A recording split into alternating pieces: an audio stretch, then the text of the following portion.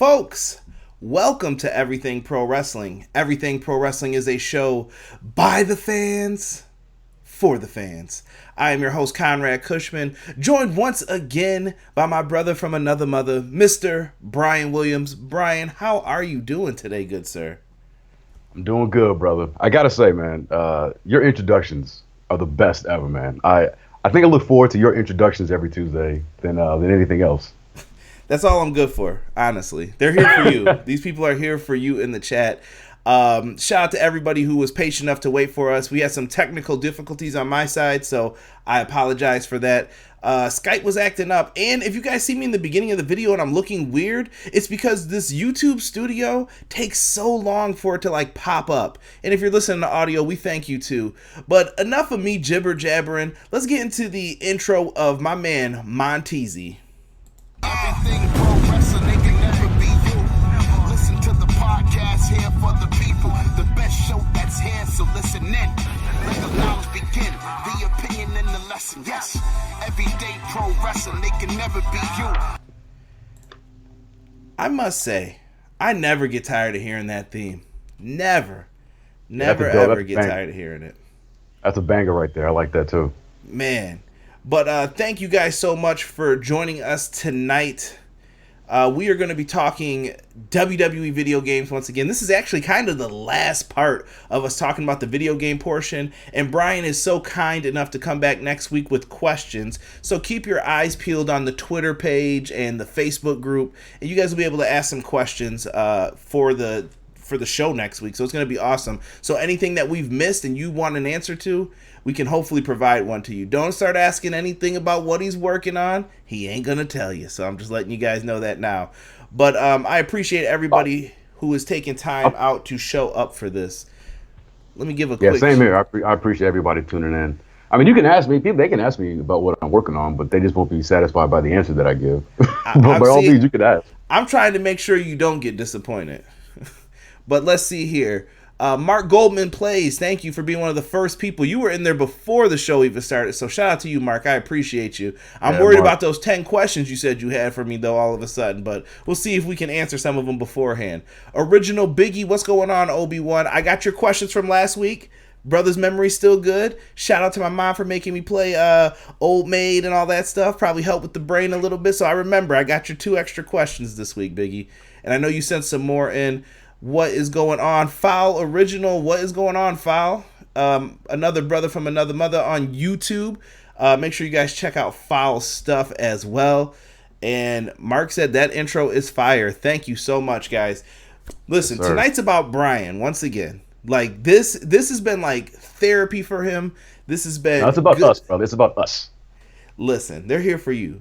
I'm a realist when it comes to this. A lot of people came here for you. Oh, I'm sorry, Marlon. I missed you too. Marlon Anthony in the house. What's good? King, I see you in the chat. What's up, brother? Yeah, this is about you, Bryan. Like, I really want to talk about your time at YUKE'S and kind of get into the nooks and crannies of this. My notes for 16, 17, 18, 19, it's really not that big. It's just going to be kind of like personal thoughts that I had about some of the stuff. And other than that, man, we are going to get it in. Rob, what's going on, brother? Rob in the house as well. So I'll be pulling that stuff up. But B, let's talk. Let's talk some 2K. Let's talk 2K16, bro. I call this the year of Austin. Yeah. Okay. When I see it, I think of the broken glass on the cover. As soon as we saw that little piece of it, I was like, yo, it's Stone Cold, bro. Stone Cold's on the cover. Gotta be. He's the only dude who would represent broken glass. And lo and behold, it was Stone Cold Steve Austin on the cover of the game. But I guess before we get into that, do you want to talk about how you transitioned into YUKE'S? Yeah, sure. I've never really talked about this for. I think I've always just said, as I left 2K, went to YUKE'S. It was so I joined YUKE'S in officially February of 2015. And so I'll try to make it short. But during development of 2K15, so that'd be the year 2014. I was at 2K, working on 15. I had a death in the family during passed away in April 2014. Suddenly, it was an unexpected death. So, and she was living in Denver at the time. So, I left the project. I was gone for about 2 months, 2.5 months, grieving and taking care of life shit, things that I never thought about when someone that you love passes away. It's like it's much more than just grieving the loss. There's actual business you have to take care of. So I had to move out her apartment, and it was an ordeal. So I came back. I mean, I've always questioned myself for coming back, maybe as early as I did, if I was maybe disrespecting my mom by going back so soon. But my mom was always very proud of me and my career, and I felt that she wouldn't have wanted that for me. That she would have wanted me to go back and to continue to do what I do.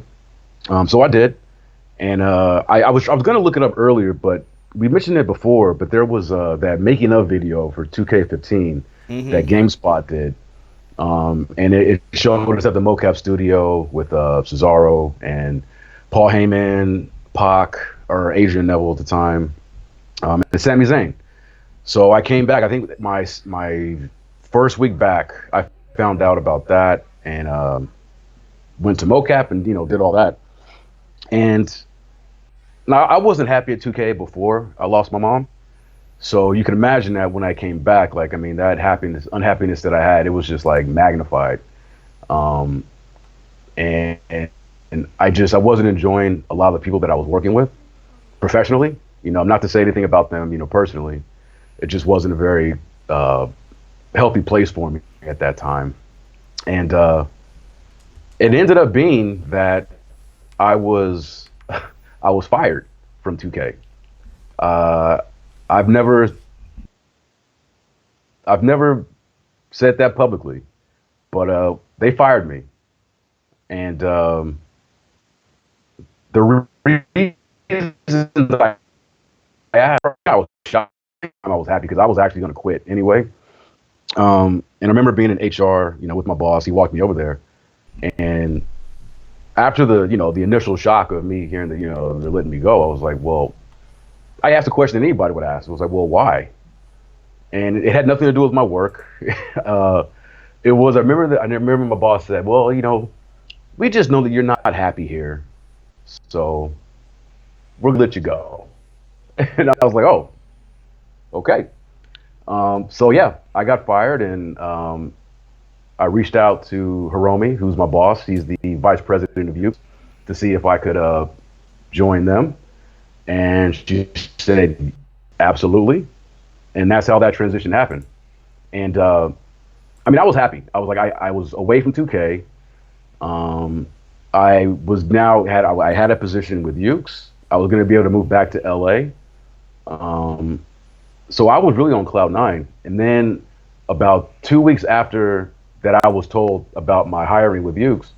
I remember being told by my people at YUKE'S that when 2K found out that I was going to YUKE'S, that they tried to block it. They kind of threatened YUKE'S to say, it'll damage the relationship if you bring on Bryan. Can you still hear me? Yeah, I'm listening to you. I'm just letting you talk, brother. Okay. So when I found that out, I was like, damn, like, why won't these people, why are they kind of fucking with me? But my boss now, Hiromi, she was like, look, they can't tell us who we can hire here, so we want you, and we're gonna hire you, so don't even worry about it. And so that's how the transition happened. Now, I will say that prior to me making the leap from 2K to YUKE'S, as it relates to 2K16, I was involved in the first mocap shoot for 2K16. It was in December of 2014. So that was like my final mocap shoot that I directed. And I kind of, helped lay some of the groundwork for 16. The reason that we ended up doing the Steve Austin showcase was because of me. That was like one of the last things creatively that I pitched before I got, shit canned. And here's a cool little bit of trivia about the Steve Austin showcase, is that the idea for it, I got the idea from a buddy of mine. His name is Burt Belasco. He's an actor. He's most famous. He was on a sitcom on BET called Staying Together, or Let's Stay Together. something. Let's Stay Together. Yeah. Okay, so yeah, so you know it. So I had known Burt for a bit, and he was a really big wrestling fan, specifically WWE, and it was a real big fan of the game. So I met him at the gym, and we kind of hit it off. He found out what I did, and he was just like, "Bro, are you serious? You do the WWE games?" I'm like, "Yeah." So we kind of became friends, and it was during Thanksgiving of 2014. I came to LA to be with my family, met up with Burt. We had some lunch, and me and him were just chopping it up. And he's like the biggest Steve Austin fan that I've ever encountered in my life. And we were at Umami Burger. It's just like highfalutin kind of fusion burger place here in SoCal. And I'm listening to him just kind of wax on about his love for Stone Cold, and it got me thinking. It was like, man, for as important as Steve Austin is to WWE, especially for Attitude Era, I was like, it's amazing that we've never really done anything to kind of honor him and, for what he brought to the table. I mean, they won the Monday Night Wars because of Steve Austin. And so he gave me that, talking to him, he gave me that idea. And so I pitched it to the team and at 2K, and everybody thought, oh yeah, that's a great idea. So that's how this Steve Austin showcase came to be. So yeah, that's a nice little segue into the end of my 15 or 2K career, into YUKE'S, beginning development of 16. And again, like I said, I joined YUKE'S. It was February of 2015. And yeah. Okay, that makes sense a little bit here. Chat, let me know if it's still lagging for you, because if it is, I technically could restart this up and use a different method of recording. So just let me know if it's getting really bad for you guys. But yeah, Bryan, that's really dope with the Stone Cold idea. And Stone Cold's iconic. Like, I don't think too many people are really gonna complain about getting Stone Cold Steve Austin things into a video game. You know what you're gonna get, and I think it also offered a lot of content that you could get, and we'll get into some of that too. Pre-order bonus. Now, did you have something to do with this? I did not. Arnold Schwarzenegger. Like, maybe that was part of the deal for the Terminator trade-off for WrestleMania 31 at the time, but I was just like, this is weird. But he had interaction in WWE, so you're kind of like, I can't really complain about this. Yeah, I remember being in the office, just through happenstance, like, because at YUKE'S, when I got there, like, one of the things I think I mentioned before, but I was in charge of all the moves in the game, adding them to moveset, naming them, setting damage parameters, all that shit. So like, moves all fell within my purview. And I remember getting an email about Arnold Schwarzenegger, and I'm like, what? Arnold Schwarzenegger? I'm like, was this sent to me by mistake? And then they're like, oh no. So 2K is having this be their pre-order bonus. And I was like okay, that's kind of random, weird, but I mean, all right. I guess maybe Arnold being in the game was like a precursor to the what was it, the 2K originals, the Wasteland stuff and all that. I don't know, but yeah, I was pretty surprised by that too. Yeah, just a weird idea. Commercial was cool though. I grew up on that stuff with Terminator and all that, so I'm just kind of like, different. All right. Yeah, that was my reaction too. The showcase, I guess we'll start off with Stone Cold, because I see some people in the chat mentioning it now, with the idea of the matches. Like, did you feel some of the matches were missing with the 2K showcase? I mean, at the time, no, I guess I didn't. I mean, I wasn't. It was. I mean, I wasn't really involved, with the showcase from YUKE'S side, from our side. So, outside of me knowing that they, with the idea, from our side, that was a part of the game that I really didn't have much to do with, outside of making sure that the roster for that mode, for that part of the game, like I did the movesets and all that kind of stuff. But having played it on the back end, once we got like halfway through production, I went through and I played it. Um, I mean, there isn't a match that really jumps out at me as far as being omitted or something that I think should have been there. But I mean, obviously, you must have something. No, you know what? The only thing I thought was weird personally, the only thing I had was the WCW matches just being bonus. Like, why wouldn't that be part of his career? You know, I think that if it's a WWE thing, I think though, like they wanted it to be focused on their company, but I'm like, dude, you have this rich WCW history, and I know Stunning Steve Austin. Like, yo, the dude was dope. Like, he was one of my favorite dudes to watch. Like, I always thought, you know, when Flair is gone, this is the guy. Like, this is the dude to give the ball to. And then we all know who came in, brother, and he definitely wasn't letting him get any shine. But I thought Steve Austin was the future of that company, and they put in some cool matches with like Ricky the Dragon Steamboat classics. If you guys have never seen them, go back and watch them. Trust me, go back and watch his work as the television champion too. Before that, when he was Stunning Steve and he actually had the longer hair, like the dude was dope, man. He really did a lot of good things.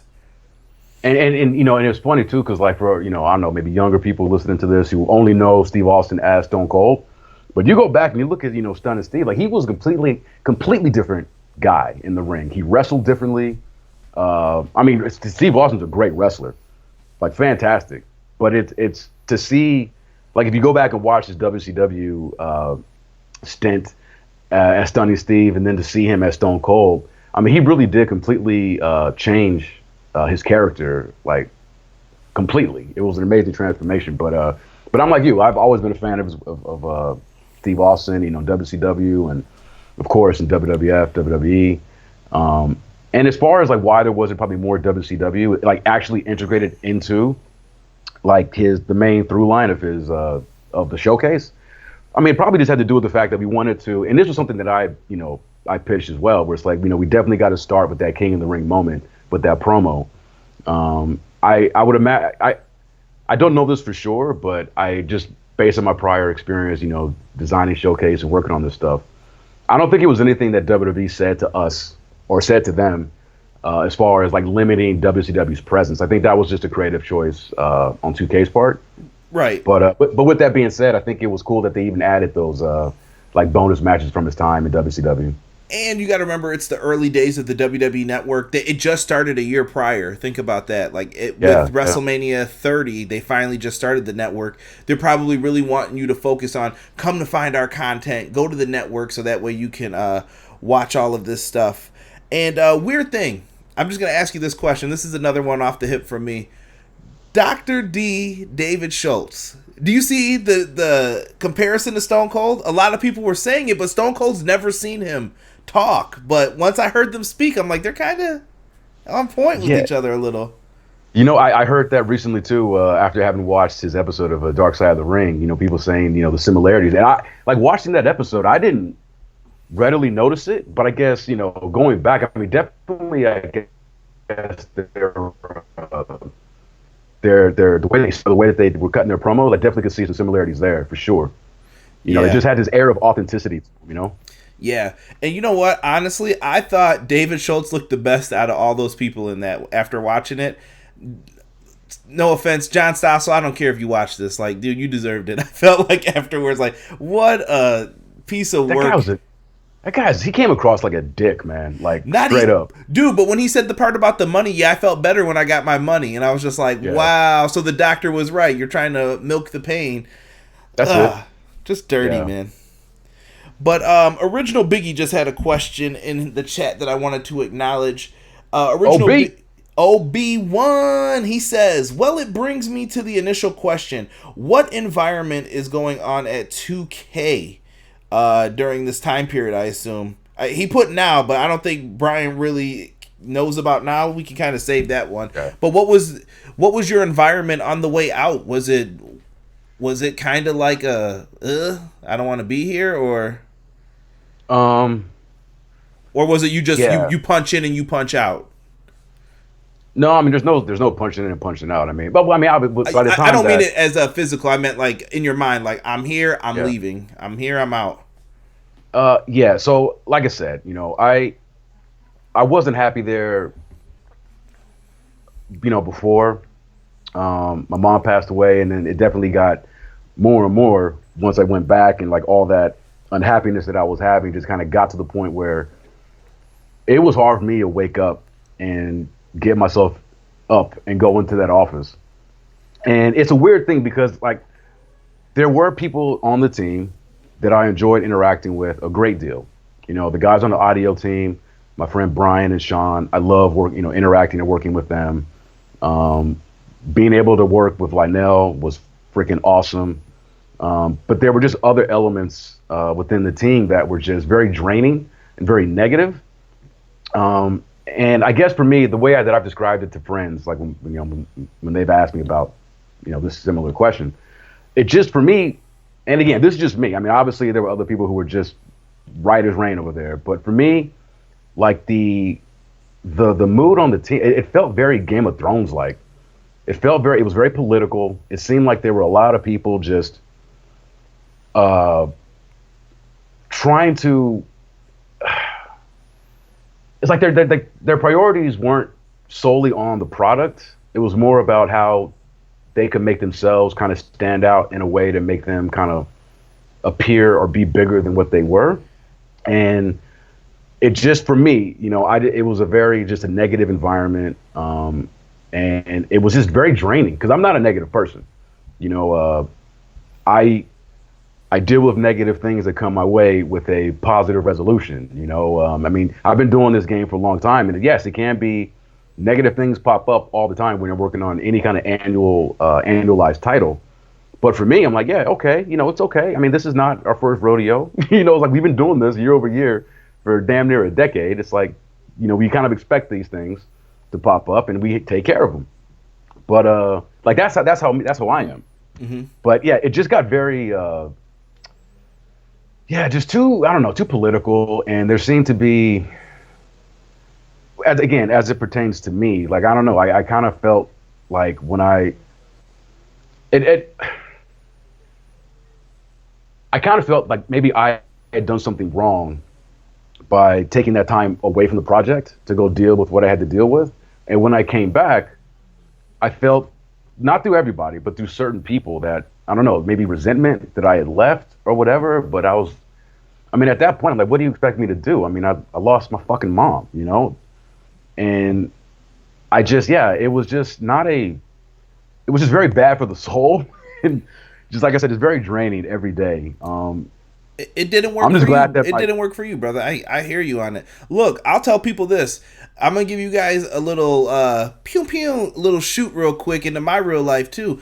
I left a job over a year ago that I was making more money at, and they looked at me. They're like, "You're not gonna leave," and I said, "Oh no, I'm leaving.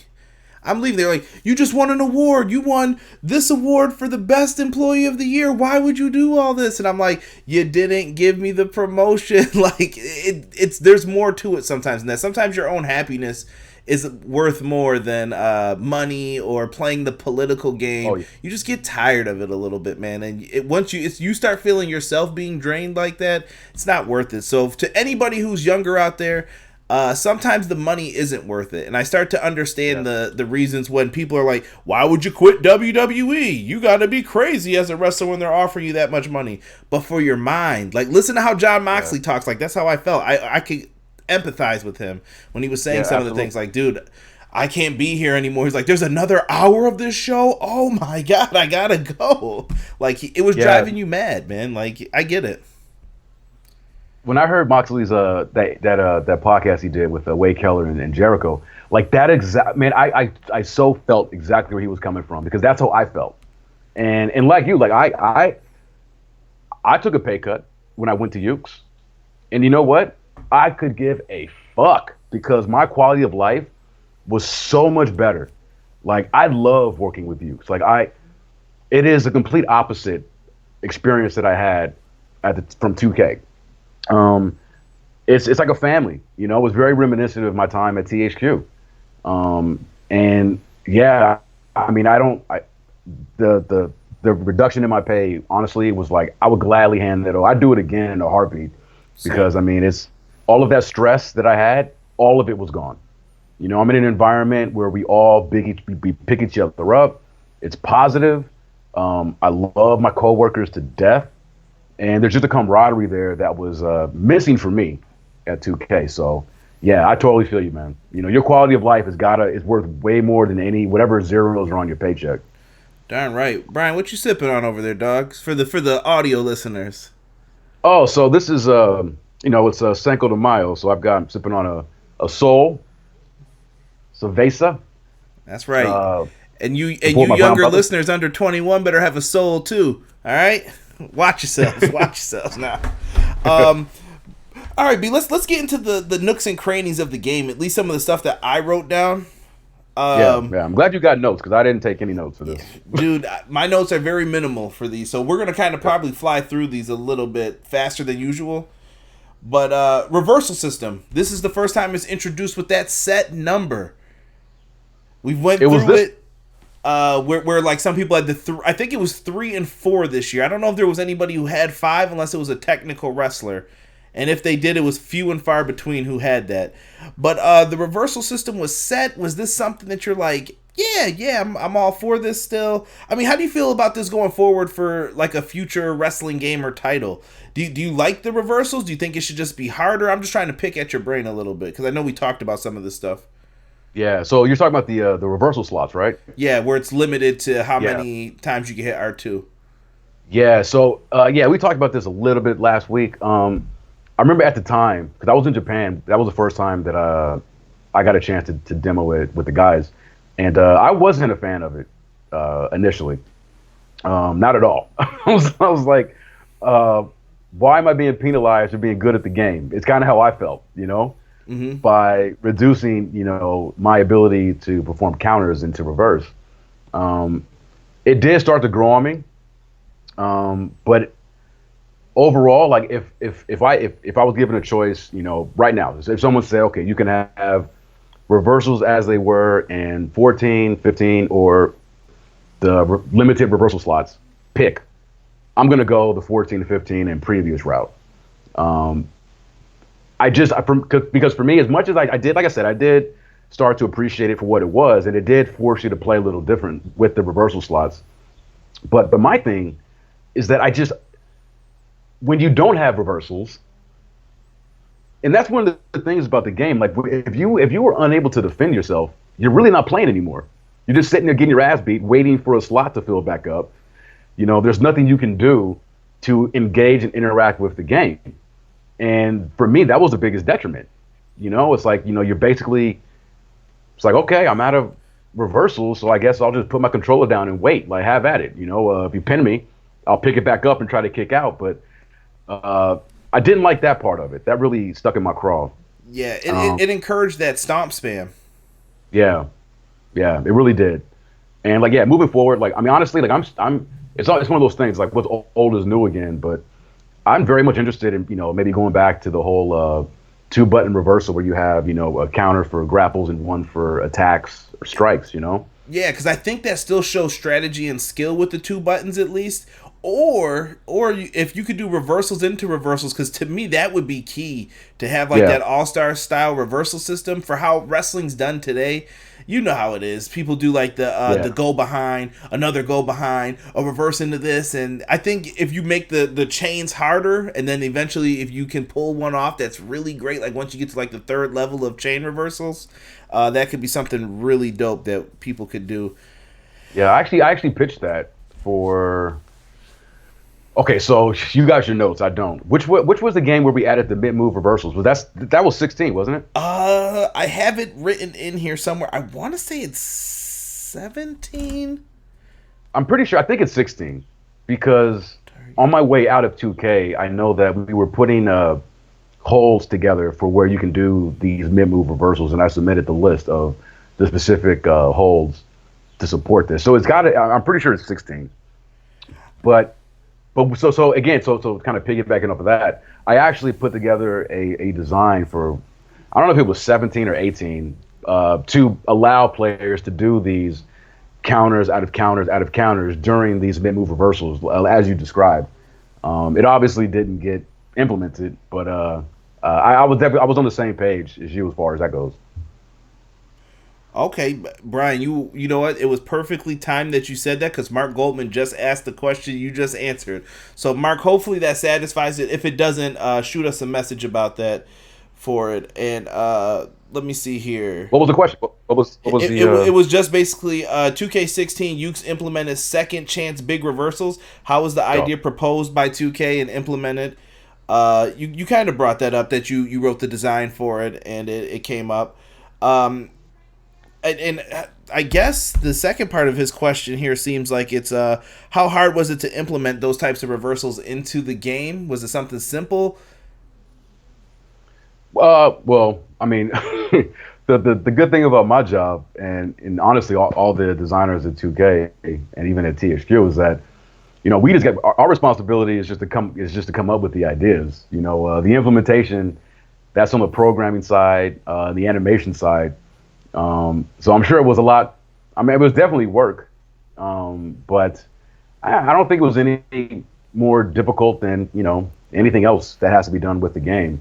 I did get more involved with the mid-move reversals for 2K19 because I kind of asked to kind of get more involved with like working with some of the tools and everything.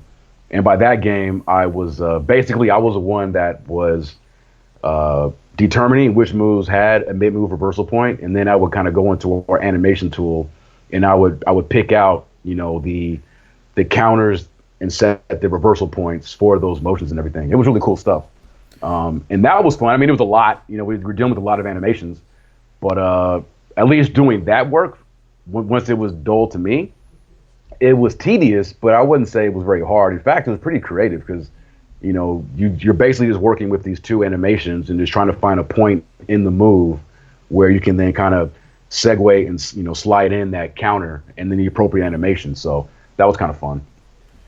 Dope. Marlon Anthony started getting a little personal, talking about his job for his department with his work-life manager. He's just talking about his manager didn't understand the work-life balance. You got to do you, brother, when it comes to stuff like that. I know I'm not trying to veer off into personal life too much, but you got to do you, man. Only you know what's best for you. I always told people this. When I went to college, my school didn't care about my job, and my job didn't care about my school, so I had to kind of balance that shit myself. And that's the best way to put it. And neither side cared about either one. So when it came to my money, I would always say school's got nothing to say about this. Like, I think I took, when I first got a different job, I definitely told a teacher I was going to miss the final exam because I had to do orientation for this job. And she was like, if you do it, I'm going to have to drop you a letter grade. I already had an A, but I was just like, I guess, man, do what you got to do. I'm doing what I got to do. You ain't filling my pockets. And it was like an elective class too. Just wild, man. But take care of yourself, Marlon. Is the best answer I could give you for that. And just know that your happiness is just as important as your company's bottom line, what they need. Never sacrifice your happiness for anything else. And I think during this pandemic, we're kind of seeing the importance of people. Like it's important to keep your people happy, and I think that it shows that and maybe safe. You have flex too with what you can do with people. People are working from home. Why couldn't you do some of this before? I'm just throwing it out there for some people's jobs and what they do. Let's see here. King asks, when you get a mid-move reversal, it makes you wait a period of time to be able to reverse it again. And I think that's enough. And Mr. Floodwater asks, why couldn't reversal timing be different rather than if you knew when to reverse? So he's basically asking why about the windows. I think why couldn't the window shrink a little bit more? Because I felt the same way too. If you were good at reversing, you just knew how to reverse, and I'm sure you didn't want to penalize people for using their reversals and they get nothing for it. Yeah. I mean, I know that when you set because that was part of my thing was setting the frames, the reversal frames, and there was a certain threshold that you didn't want to, pass. Like you were kind of like confined to work within a certain number of animation frames for the midpoint reversal. To keep it smooth and the animation smooth, and so that they can transition from the base animation into the counter animation. I know that if you get good at the game, it does get to a point where maybe you can kind of do them pretty consistently. especially, or if you're playing against the same guy and you kind of know their moveset and their moves. Only thing I will say to that, I mean, you can always, by raising the difficulty, it does condense that window a little bit, but there's only so much you can really do. Let's see here. Oh, we'll probably get into some of that Biggie in a second here. I'm gonna keep plugging through this list that I got here. Yeah, Bryan, absolutely. I got stamina system up next. I still hate that cluttered ass screen. This is just me talking. Like that Yeah. cluttered ass screen with so many different things on it. But the stamina system was implemented, and that broken ass auto targeting. Man, I just remember this being so bad in the game for like multi-man matches and stuff. I'm like, dude, what is up with this? Yeah, targeting's always been a problem. We've had some games where the targeting, at least in my opinion, worked really well. Oh, it gets better later, I think, in the series upon my research. But Yeah. But targeting was always like an up and down thing, especially when you're talking about like multi-man matches. I don't, I got off the top of my head, like I don't recall the targeting being especially bad in 16, but I haven't played in a long time, and you've got your notes and the questions and the feedback from the audience, so I take everybody's word by that. But yeah, I mean it's always I would say targeting online has always been just a bitch. You try to find right kind of that nice sweet spot. And what was the other thing about the stamina? Stamina system was introduced to this one. I think that's where the bar would run out, so people just couldn't run around crazily. We had stamina in 15 too. That was when it was introduced. Did we? There's something different about the system for it then, because this was on the back of the box, I believe. What is it? Something new with the stamina system. I thought there was. Do I have 16 next to me? I'm looking at it right now. No, I don't see anything about stamina on the back. No, I'm pretty sure it was the same. Yeah. Whatever. But in terms of like a larger question about stamina, I mean, I just want your opinion. What do you think about stamina in these games? I like Are you it. pro or con? I like it, but I don't like it. It's a weird thing. It's kind of like the reversals thing, and how realistic do you want it to be? I think stamina works as long as it progresses with the match per se. Like I'm sorry to compare this. I've been playing lots and lots of Fire Pro though, and I kind of dig how it works for them a little bit. Like to me, there's 3 levels of the match in Fire Pro. Yeah. Like there's the beginning, lots of chain wrestling, lots of you got to beat down your opponent a little bit. Then you get to that midpoint in the match where it's like, okay, let me see if I can hit a big grapple or a big signature move, and then you get to that tired point where you're like, whew, Yeah. all right, let me hold that It's a elbow. 3-act. It's like a movie. It's like wrestling matches, like good ones, even small ones. Like they follow a 3-act structure, just like films or plays. Shout out to Eric Bischoff, 83 weeks, because I know he'll say something if we don't give him his props. Yeah, Eric Bischoff always says that about matches, though. They should be like movies. And maybe that's the best way to put it, Bryan. Like, maybe you have it where it starts like this, then it gets to the middle, then it gets to the end.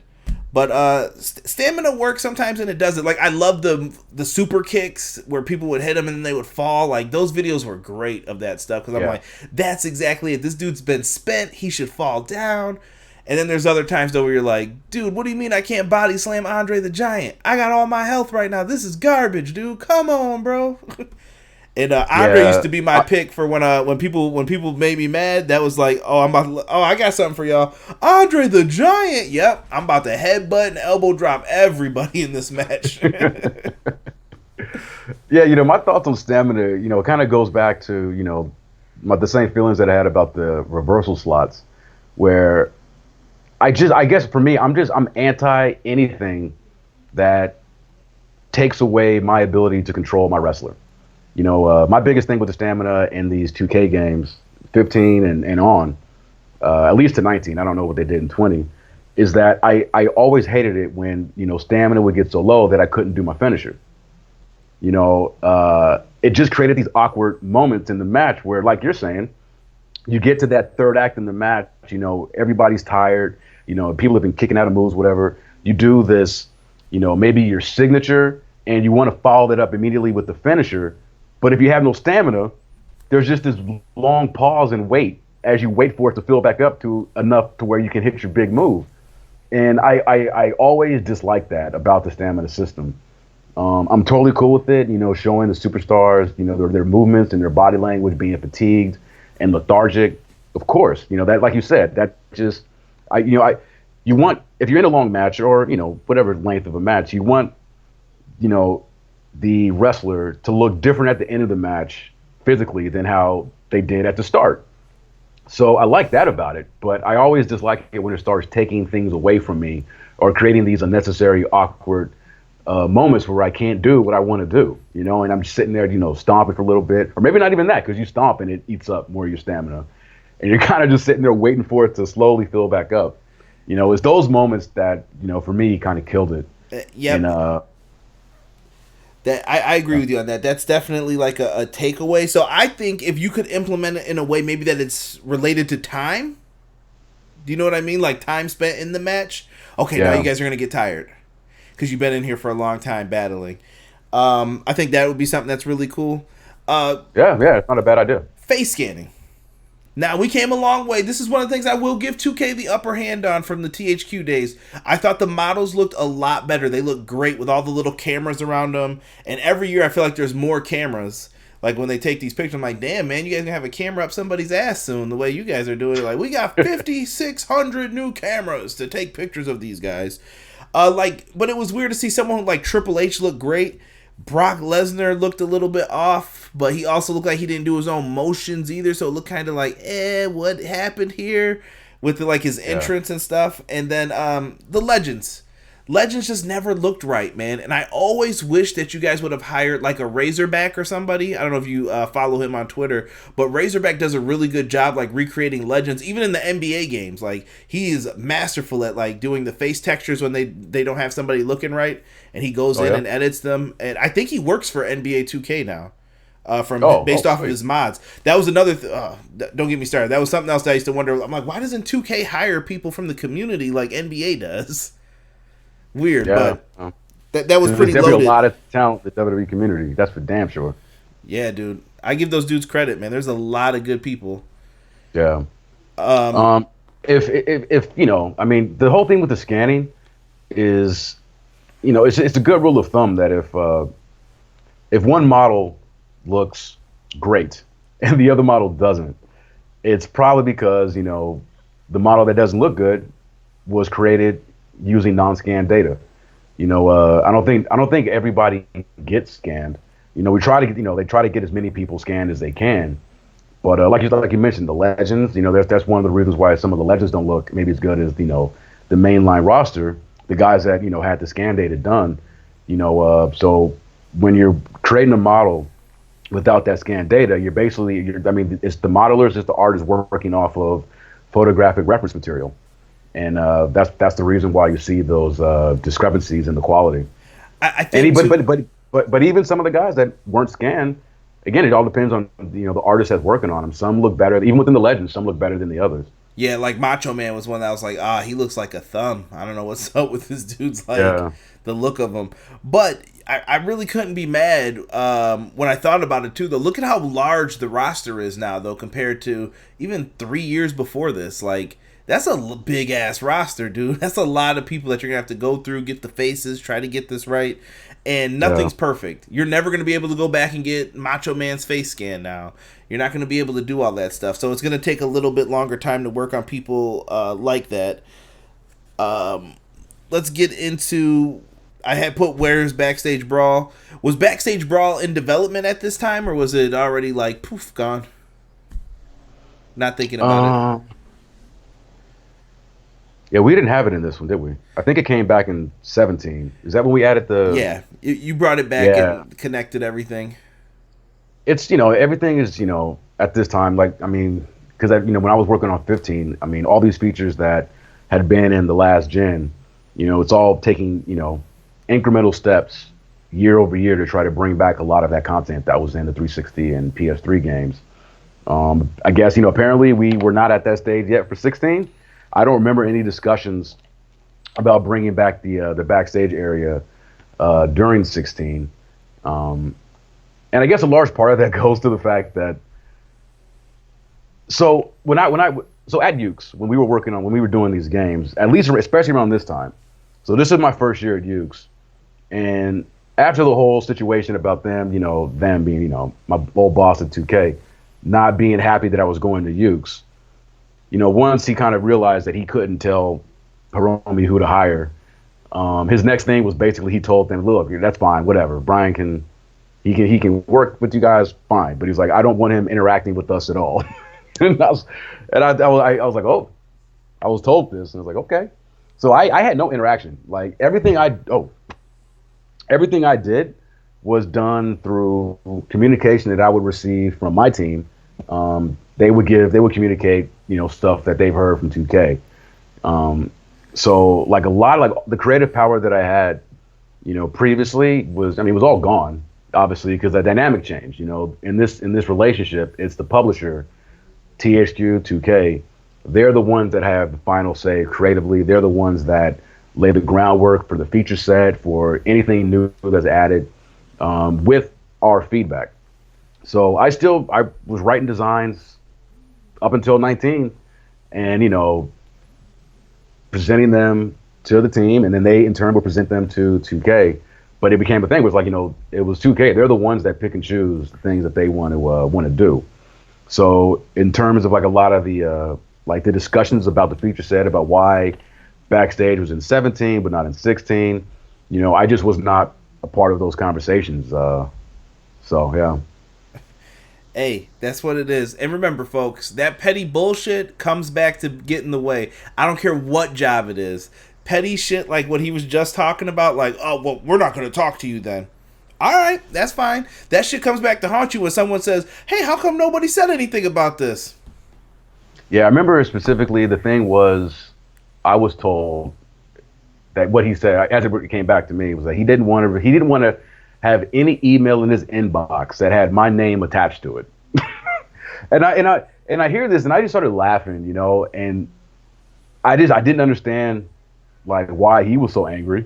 It's like, he's like, you let me go. It's like, I can't make a living. You know what I mean? Right. I never understood that animosity.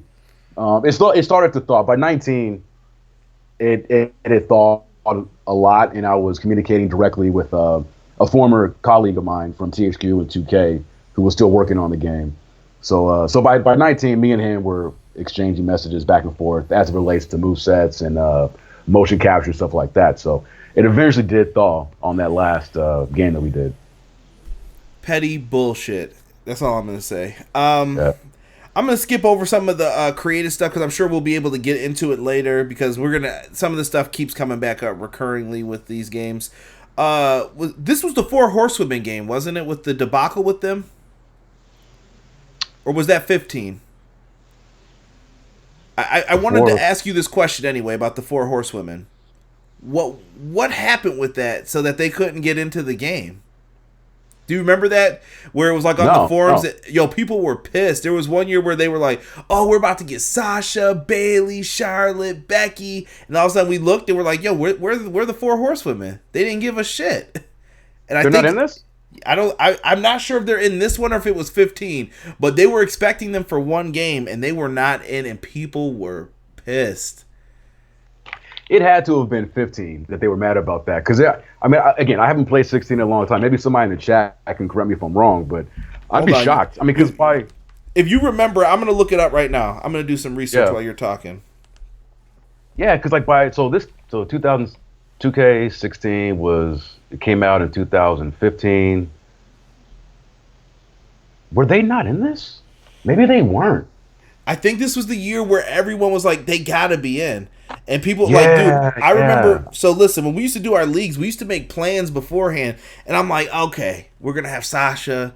We'll have enough females for people to pick out, blah, blah, blah, blah, blah, who has time to do the extra stuff. And then someone was just like, yo, they're not in. And I was like, what the hell do you mean they're not in? They were like, go to 2K forums. This archaic shit. We go on there and I'm like, what do you mean they're not in? And then the community manager, I don't know if it was Marcus or somebody was doing some smooth ass like pew pew. Look guys, I know you're pissed, but stop throwing tomatoes. Hold on. I know you're mad, but we're working on it. We know how much you guys care.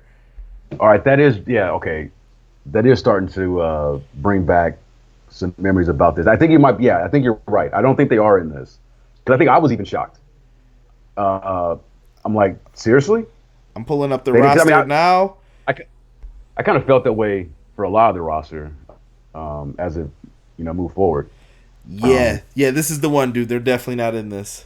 Yeah. That's on 2K and the people that put that roster together. Because again, I mentioned it before in like one of the videos we did previously, where when you're putting the roster together, it's a game of, it's almost like stocks. Again, the top guys are going to be in the game, so you don't really need to. I mean, those are easy to plug in. Your Triple H's, Undertaker, Seth Rollins, Dean Ambrose, Shield guys, whatever. Boom, these guys are going to be in this. It's the mid card and lower is where you, especially the lower side of things. And I'm not saying that about the horsewomen, but where you have to start and kind of look at these talents and say, okay, who are the talents that are popping right now within the fan base? What are the talents that are seemingly getting a push? It's almost like speculating on futures with the stock market, because again, the WWE is not going to tell you this person, with a couple of exceptions that I mentioned before, they're not going to tell you who they see is going to be who they're going to push in the future. It's on the developers to kind of know the product, have their thumb to the pulse of what the product is doing and how they're going, and what the fans are gravitating to. And that was always a fun part about putting a roster together and giving Corey feedback. But it was one of those things where, I do remember where I'm like, how can they not be in this game? I'm looking at the chat right now, bro. They lit it up when I was bringing this up again. They were like, you damn right it was 2K16. Yeah, I'm still wondering to this day what happened with that, because you got to remember, Sasha and Bayley were coming off, I thought, one of the best matches of the year in Brooklyn. Yeah. Like, that's my favorite women's match of all time. Like, I was watching that like, damn, this is good. Like, I love NXT. It was like one of those moments where I'm like, I'm excited to see women's wrestling again. Like, this is what I'm talking about. It was just different to see. And I'm looking at like Simon Gotch. No, with all due respect, like I've met Simon Gotch plenty of times, like nice dude, but with what ended up happening with some of these people, I was just like, you guys picked him over some of these other people. Mikey Whipwreck. That's what made it even worse, is that you look at who's in versus who was excluded, and like you said, like all due respect to the vaudevillains and everything, but the women were they were killing it in 15. They were really making NXT. I mean, it was of course the NXT itself and the rest of the talent, but those matches they were putting on were like really put NXT on the map. And again, it goes back to you got to know the product, you got to know the talents that are really standing out and who the fans are expecting. And there's no excuse why they didn't include them in this game. There really isn't at all. Because I remember I was in Japan and I'm pretty sure finding out that they weren't going to be in. I'm like, is this the final roster? And they were like, yeah, this is what 2K has decided. I'm like, wow, there's a lot of omissions here. This is. Like, you can just see it. Like if you follow the product and just keep up with what the fans are talking about, it's like it was an obvious omission. Dude, like I'm happy to have Sister Sherry and Harlem Heat and everything, but I still wanted the horsewomen. And then I'm like, we got Fernando and Diego. No offense, Epico and Primo are pretty good wrestlers. You didn't have to give them this bullshit bullfighting gimmick. I was just like, dude, what are you doing? So I think that just hurt a lot of fans where it counts. Bryan, I'm going to skip over some of this. Like I said, this is all going to come back up. Career mode with the Authority. Only thing I have next to it says nah. We'll talk about that again, though, because it comes up again. Yeah. You guys added back some match types. Cool. Nothing biggie, though, like some multi-man ladders, handicap matches, tornado tags. Cool. I'm not going to hound anything about that. Last thing that I want to cover will be a question. I can't remember who just put this in the chat. Where was it? Somebody just asked something about Breakout. And the breakouts were really cool. I don't know whose idea that was during the entrances to press the button. The classic Raw stuff. If you remember the Raw video game, you could break out, attack somebody, and some people were asking like just different questions like how did that come to be? Whose idea was it? How about using weapons during the breakout to make sure that they would never stay though? But I don't know who came up with that, to be honest. I don't know if that was something that came from 2K or from us. But it was. I mean, that was. I mean, but that at the same time, like that was something that we had been wanting to do. We'd wanted to do that for a long time, going as far back to THQ days. I remember having conversations with Corey about, because it fit into, because we wanted to have a situation where at the end of a match you could still, you could attack an opponent or do these kind of things, and then that was part of the whole, being able to interrupt somebody's entrance. We never got around to implementing it during the THQ days, but that was one of those things that was always talked about and discussed. And yeah, they added it for 16. So maybe it came from 2K, and the designers from THQ that were there for that. But it was a good addition. It was a great addition. It made the matches a bit more livelier. You never knew what to expect, like during entrances and everything. And I thought the execution was pretty well done too. And speaking of breakouts and execution, guys, it's time to talk a little Manscaped for you here. Just sent over my numbers to Manscaped. Hopefully they're happy with them. I'm waiting on the email back. Send them all the spots, though. So, Brian, those get to see lots of your lovely face in all of the ads while we're talking with everything. The Lawnmower 3.0. Fellas, ladies, this is the excellence of execution. Do you want to put those hairs down low in a sharpshooter? You're going to want to get the Lawnmower 3.0. You guys are going to want to slap this bad boy on. You got a little light on there. It's vibrating. And I'm telling you guys, this thing gets the job done. So you guys are going to want to make sure that you guys go to manscaped.com, put in our promo code EPW show and get 20% off. Now, not only do you get that, you guys will get yourselves a nice bag, comes with a little newspaper, and fellas, I know you'll appreciate this, a little ball toner, ball deodorant. This thing will help make you guys smell great, helps attract the ladies, kind of like pheromones a little bit. And ladies, you guys can use this stuff too. We don't discriminate here on everything pro wrestling. Everybody is welcome. Use the promo code. Let a brother help you out. So do me a favor, guys. Check that out. Manscaped.com, promo code EPW show. If you forget any of this, it's down in the description box for you on the audio podcast and on the YouTube. Flex. Let's get back into 2K17 here with my man Brian.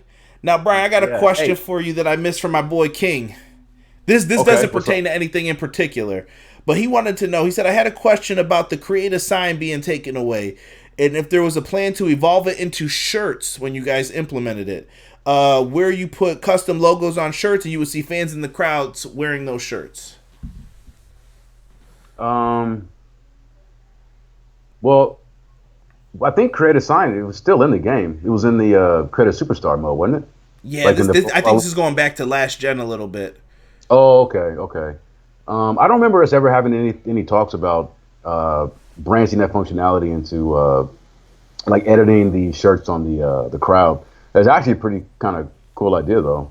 I never even thought about that. Yeah, that could be something penciled in for later. Don't worry, these will all be archived for you, so you can always come back. Who came up with that? Who was that? That was King in the chat. He thought that would be like kind of a cool idea with it. I always thought that's where you guys were heading to. Like once it was, I'm like, okay, so it's gonna be create a sign. Eventually, it'll lead to like create a T-shirt, get some T-shirt sales, everything else, yada yada yada, and then maybe you see like someone in the crowd wearing the. King, that's a good idea. I might steal that from you with your permission. If you don't want me to, just say the word and I won't. Don't be messing it up now. There was something similar. Or maybe it was one of these career modes. I don't know if it was 16 or 17, where at a certain level you were able to get T-shirts. Yeah, you kept having to change the designs. Yeah, for sales. I want to say maybe it was 18. I can't remember though. See, like these games, this is a big problem. So if you guys hear us talking and this stuff starts to like blur together, I apologize, bro. But there's not a lot of separation once we start talking about these. Brother, I was gonna say the same thing. When you made the transition to 17, after your Manscaped commercial, which was great, by the way. Thank you. Is that before, where it was like during the THQ years, the games that we came out with, good or bad, they all had like an identity. Like you can point to one and say, tag teams, SVR09, physics, SVR11. the TLC. SVR 2008, shitty 24/7 mode, not a very good game. But fighting styles. There are all these things that like each one of the games had like its own identity, and with these games we're going over, it's like there's just like you said, nothing really sticks out. Blah. I'm holding up 17 right now with Lesnar on it. As you can see, this shit's dusty as hell because I haven't played it. Just blah is what I see when I look at these games. Yeah. And that's unfortunate too, when you really think about everything that happened with those. Let me see here. Okay. Brian's connection's acting up again, so hopefully that'll be all settled down in a second here for us. But 2K17, Brock Lesnar's on the cover of this game. Brock Lesnar was an extreme focal point for 2K17. He wasn't a bad cover choice. Brock Lesnar was just there doing his thing, and the pre-order bonus for this one was Goldberg when it came down to it. Not bad. I'm not mad at like who was on the cover and everything else. This game just felt very like different and underwhelming. There's, like I said, there's positive things that I can find in here, but it honestly felt the same. I wasn't excited about the cover. I was like, oh, Goldberg, we had him before. Okay. Yeah. Can you hear me? Yeah, you're back. I was trying to cover. All right, cool. Oh, appreciate it, brother. No, you're good. Like before I got cut off, I was saying that my biggest memory of 17 is the fact that there was no showcase, right? Yeah, that's one of the first things I wanted to get into about this was the no showcase. Yeah. Was that agreed upon with you guys as YUKE'S, or was that strictly a 2K decision? Because I see why they didn't put it in, because in my mind I'm like, yo, where are the Kurt Angle matches? Where's Rey Mysterio? You didn't have any of these guys on the roster at the time that, like, I wanted the classic Lesnar Rey Mysterio match from 03 on SmackDown. I wanted his match with Chris Benoit, his match with Eddie Guerrero. Like, you couldn't do a lot of Lesnar's previous matches. So it's probably like, do we really want to do everything current that just happened? Yeah, well, there's other things you could have done. But no, the decision to remove Showcase was a 2K decision. That was theirs and theirs alone. And honestly, for me, again, like it goes back to what when we talked about, when we replaced GM mode, we really didn't have, it took us a while before we were able to re-implement a comparable mode. I guess in that case it'd be universe or story designer, dependent. Yeah. So if you're gonna get rid of Showcase, it just puts more onus. And the reason why they did is that, as it was explained to us, was that they wanted to, by getting rid of Showcase, they could then devote that same amount of time into the career mode, because they wanted career mode to be this huge, big, kind of robust mode. And that's fine, but at the same time, it's like if you do that, you really have to hit that mode out of the park.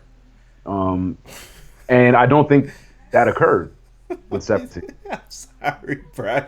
Brian, if you can see my face on the video, I'm definitely making front and faces, shaking my head because I know what happened. Let me give a quick shout out. I saw Derek in the chat pop in here. King has given you permission. He said, yeah, go ahead, steal it. Let me screenshot that for you, Brian. So Connor said, how you fellas doing? Connor, how are you? Good, sir. What up? Yeah, man. I don't know. Mark Goldman, we are on point with your questions. Answered it again before he got it in. Let me ask you this, Brian. Are you for Showcase or are you against it? Because I'm not a fan of it, honestly. Like, I'm playing. Really? I think because I'm older, though. Because I'm just like, dude, I've seen this shit. If I wanted to go back, I would watch it. Like, let's give me some good gameplay shit. Let me create some stuff. That's what I want to do when I'm playing a game. I don't want to relive some of the stuff. And maybe it's for younger fans. I don't know. Yeah, I mean, you know what? Time out. Let me say this. If it's like Attitude Era, 30 years of WrestleMania, I'll take it. But when they did the Showcase series from like 15 onward, I was like, hell no, dude. I don't want this. Like, I don't know. There was just something. I think it's too limiting. Like playing 16, it was exhausting playing with Stone Cold. By the time I was done, I was like, yo, you're eating this stunner and I'm never picking Stone Cold again. Like, I'm done with this. There is that. Now, admittedly, there is that where you kind of get, fatigue of using the same wrestler over and over and over. So I definitely get that point. Am I pro showcase or not? I think for me, it just boils down to the execution. I mean, now obviously I'm biased. I was just playing 15 showcase the other day, and yes, I designed it, but I thought that came out pretty well. I enjoyed the showcase in 16. But for me, it's like, well, okay, so if we don't have another idea of how to do showcase, and maybe apparently that's what happened with 2K17, and then they say, okay, well, we're going to put all that time and energy into beefing up the career mode. Okay, fine. Like as a fan, taking my development side out of it, as a fan, as someone who's gonna, well, I don't pay for the games, but as a customer, don't rub it in our face. Sorry, I don't mean to. But as a customer, it's like, just give the fans a quality fucking mode. If you're gonna get rid of one, and devote all this energy, just make sure that you've got a design and a creative direction in mind and in place that is going to trump what players experience with Showcase. Because as much as I enjoyed Showcase, I also understand how limiting it is, and it's one of those things that you play it, and I mean, like I said, I was playing a Showcase in a 15 the other day. That's the first time I played that in years. You know what I mean? Like, It's not something that I'm gonna play a week after I beat it. It's like you get all the unlocks. You've gone through all the matches, and it's like, oh, that was cool. You've seen all the videos, like that was fun. But then it's like, okay, next, So it does have that limiting factor. But that being said, I mean, there's other things you can do to increase the life of that mode by being clever and creative once you've completed it. Like alternate things you can branch out and do whatever. But again, that's just coming up with the creative and then allocating the right amount of cost to getting that done. So I'm kind of sitting on the fence with it. It's like, if you give me a showcase and it's fun, it's like, I'm not going to complain about it. It's like, oh, I like that. I thought this came out well. But yeah, it is one of those things where it's like, I'm never going to go back to it, which, I guess really isn't the greatest thing. I think that it really comes down to, are you able to provide me with life? Like you said, either you have to have more modes that are entertaining, or are you going to make this game have life? And I think that's the biggest thing for us as wrestling gamers. Back in the day, man, Royal Rumble on Sega Genesis or something, dude, I would play that for an entire year or two until, like, the cows came home, because that's all I had. That's all I got. Yeah. I think in video game world, we're so advanced now that I'm like, dude, we need something that's going to keep this shit alive. Like, I need something that makes me want to continue getting on this game, playing it, to where I'm like, man, you know what? I'm about to go home and kick back a couple hours and put in a WWE game because, oh, they're releasing Andre the Giant tonight. Like, he's going to be free in the game. I can't wait to get something like that. We didn't have anything like that yet. I mean, we're getting DLC, but we're not getting DLC. It's over. By the time you hit the 3-month period, you guys are already done working on another game, and we're done with the game. And we're like, man. No, I feel you, man. And that's one of the things that, being on Twitter and, like, seeing, reading feedback over the years that I've been working on this game, that I started to see it more and more during this run of 2K games, where it's like, oh, well, I guess I'm done with this now. There's not much for me to do to go back to it. And that's one of the things that I've taken to heart, and is something I'd like to address in, whatever, the project that we, may do in the future, is, creating a game and modes and things to do in the game to kind of keep players engaged outside, once they finish a, single player mode, just kind of giving them, whether that's, whatever it may be, but to just keep the players engaged with, with the game for a longer period of time than 3 or 4 months, and then waiting for the next one. It's like, no, we're going to keep, giving you and either free content, maybe some paid content to kind of keep players, playing. That's important. Like I said, man, if you ever want to know how to be straight up with it, I will tell you the best way for gamers. Like, Season Pass needs to be explicitly stated what it is, and the other content should be stated what it is, and I think that'll work best. And there's a rant coming from me with this one. Okay. a big ass rant. And I remember that the community manager got into my DMs about it because I set people off with it, and I think he was like, "Yo, bro, what's up? You gotta chill with that shit a little bit." He didn't say it like that, but he knew the deal when I was pissed off. Shout out to PR Nightmare 86 in the chat. I didn't forget about you, Nelson. Stop saying you're gonna choke me out. Stop saying you're gonna put me in the Taz mission. Calm down. It's all good. I see you.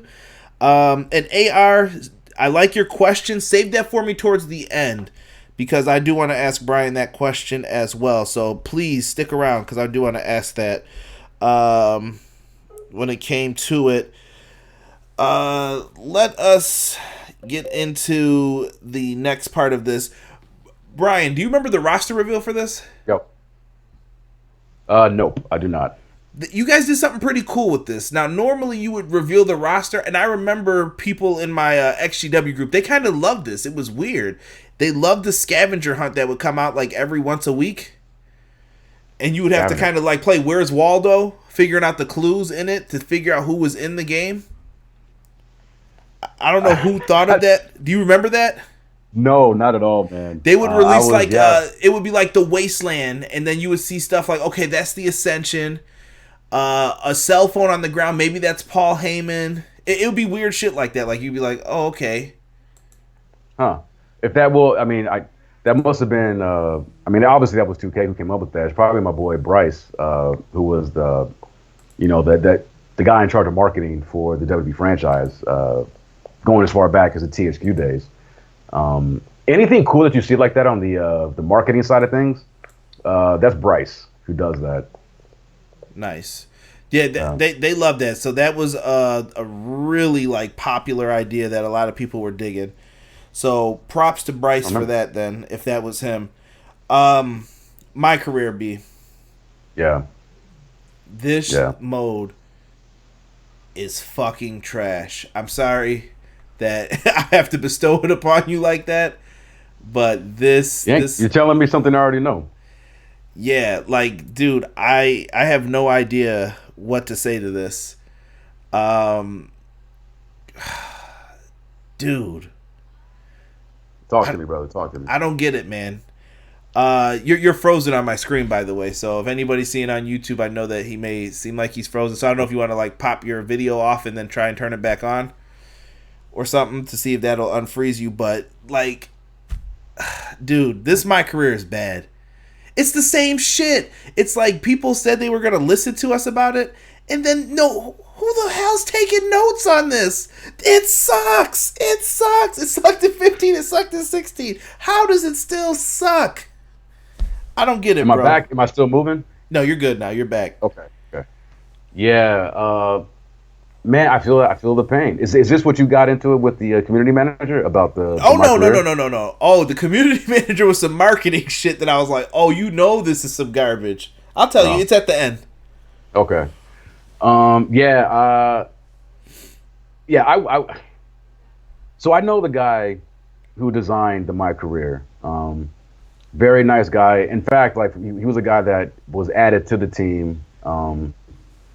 He was like he was at 2K already, and then he got assigned to the WWE project, and he was actually a very, very nice guy. Count him as a friend, but he was in charge of designing the My Career, and I wasn't a fan of it in 15, not a fan of it in 16. It just and in 17, it was just very lifeless to me. It didn't have any sort of identity. It was dull. I guess that's the best way I can describe it. Honestly, it reminded me of the product at the time too, though, a little bit.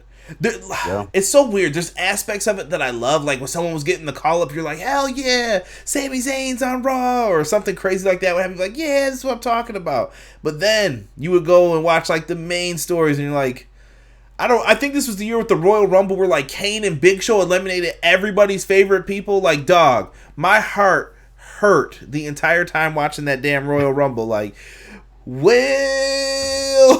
seeing just people eat the fist, Big Show and Kane, and corporate Kane at that, just dragging lifeless bodies over all your favorite superstars and dumping them over. And I was like, dude, what is this shit? And then they were like, why did Roman get booed? It's because of shit like this. That's why he got booed. I don't know. This just didn't work for me. The promo engine shit, too. Oh, was this the promo? Yes. Okay. So can I rant now? Go ahead. All right. So when I was at 2K and we were doing 15, we had discussed, I remember talking to my boss at the time about a way to gamify promos, because they're such an integral part of what pro wrestling is. And so we, were kicked back, brainstorming some ideas with the intention of one day adding the promos into the game and like making them interactive. So when I found out that they were finally doing that for 17, like I was excited. I did actually work on the promo stuff from our side until I didn't. And my biggest thing with the promo stuff. Time out. So this was like a baton handoff? Well, no. I would say a baton handoff. I mean, so they told us that their idea of adding promos to the game, and this was during the time where they were trying to figure out a way, like kind of sharing ideas and designs of how we can incorporate promos and make them an interactive, fun part of the game. And my whole thing about it was that, because I saw what they wanted to do, I read their documents, and then I told my guy in Yokohama, I was like, this doesn't really sound very fun, very engaging. It's very boilerplate what they are trying to accomplish. And the way I explained it to him was, it was like, look, if we tell the fans that we're going to be adding promos, I can guarantee you that the first thing people are going to think of how that's going to work is that, oh, I'm cutting a promo, so it's going to be a dialogue options. Press this button to say that. Press this button to say that. And it's like, that's very boilerplate, very generic. And I thought, we can do better than this. Like, let's be a little bit more inventive, a little more creative about this system.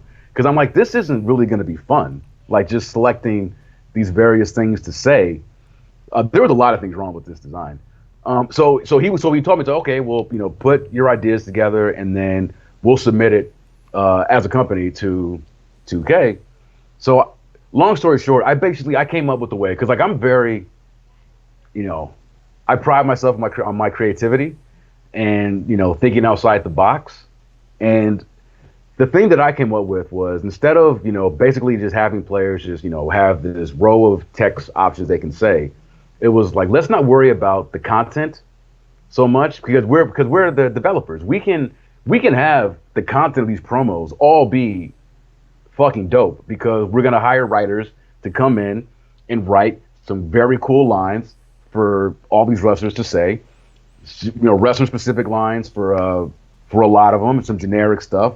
So let's not focus so much on the content.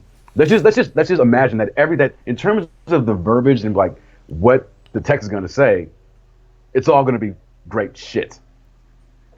But my thing was, we should be focusing more on the delivery of that content. So what I wanted to do, I wanted to kind of create a system where, instead of just pressing buttons and seeing these guys kind of pantomime, their lips and all that, and then just reading the text, like that'll be part of it. But for me, I wanted it to be, if we're going to grade people on the performance of their promos, let's create a system where you're controlling the wrestler's ability to cut a compelling promo to get people to listen. And it was going to be almost something like a rhythm game, where you're not just pressing buttons and then waiting. Okay, what I'm going to say next, press, waiting. It was, your wrestler was going to be speaking, and you would have to control the tempo and the cadence of their promo to, elicit a response from the crowd. And that was it in a nutshell. Like, I'm, high level. But at least at that point, as a player, you're actually doing something. Like, you're controlling your wrestler speaking in a nutshell. And I guess it was too much for 2K, and they just opted to do this very standard system of just press this, wait, press this. And then the whole thing about you have these certain crowds that it's a hardcore crowd. They're gonna boo the baby faces and cheer the heels.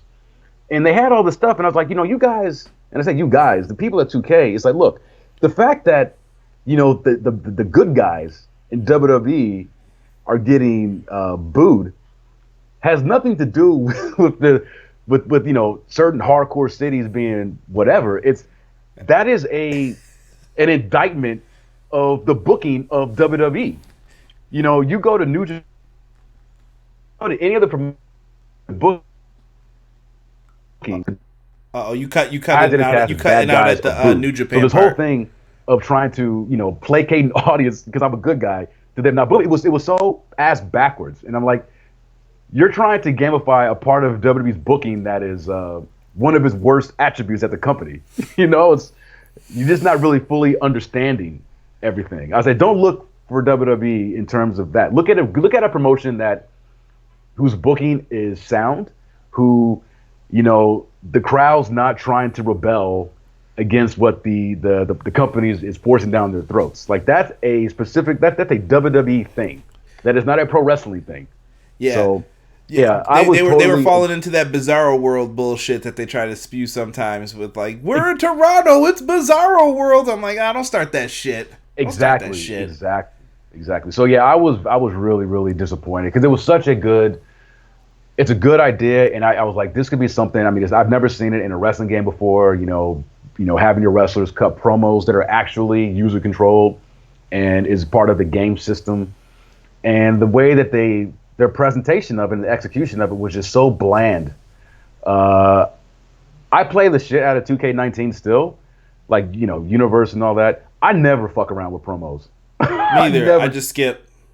Yeah, I don't do that. It's like, for what? This is next. Like, yeah. So yeah, that's my rant on that. I was not a fan of how that was implemented at all, and I voiced it to my team in Yokohama, and they were like, okay, Bryan, we'll just take you off of this. So I was like, thank you, because if they're doing this, I don't want you to mess with this.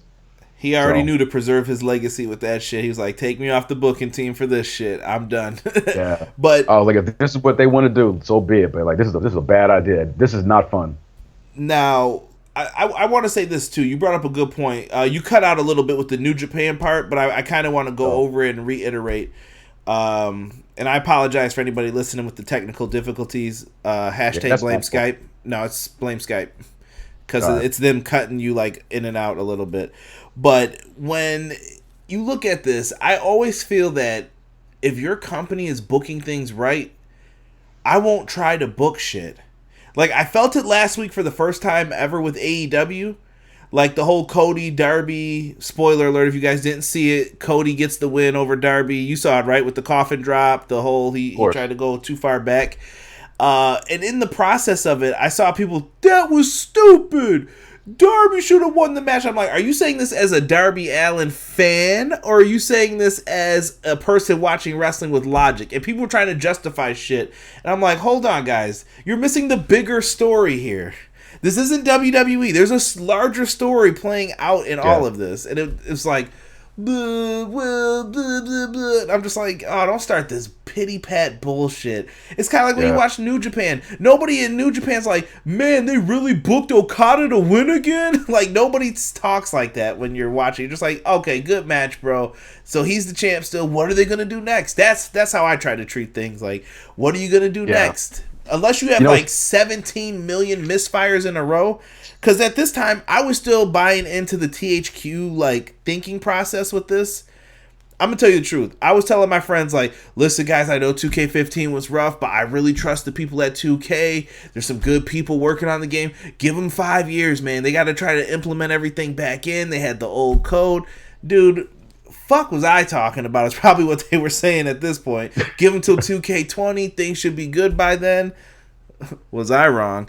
Fucking, like, I don't get it, dude. Like, with this game, so I saw the promo engine. I was like, good things should be able to come from this. At first, when I played, I was like, not fully bad, but I think if you add some cool shit to this, this could be something.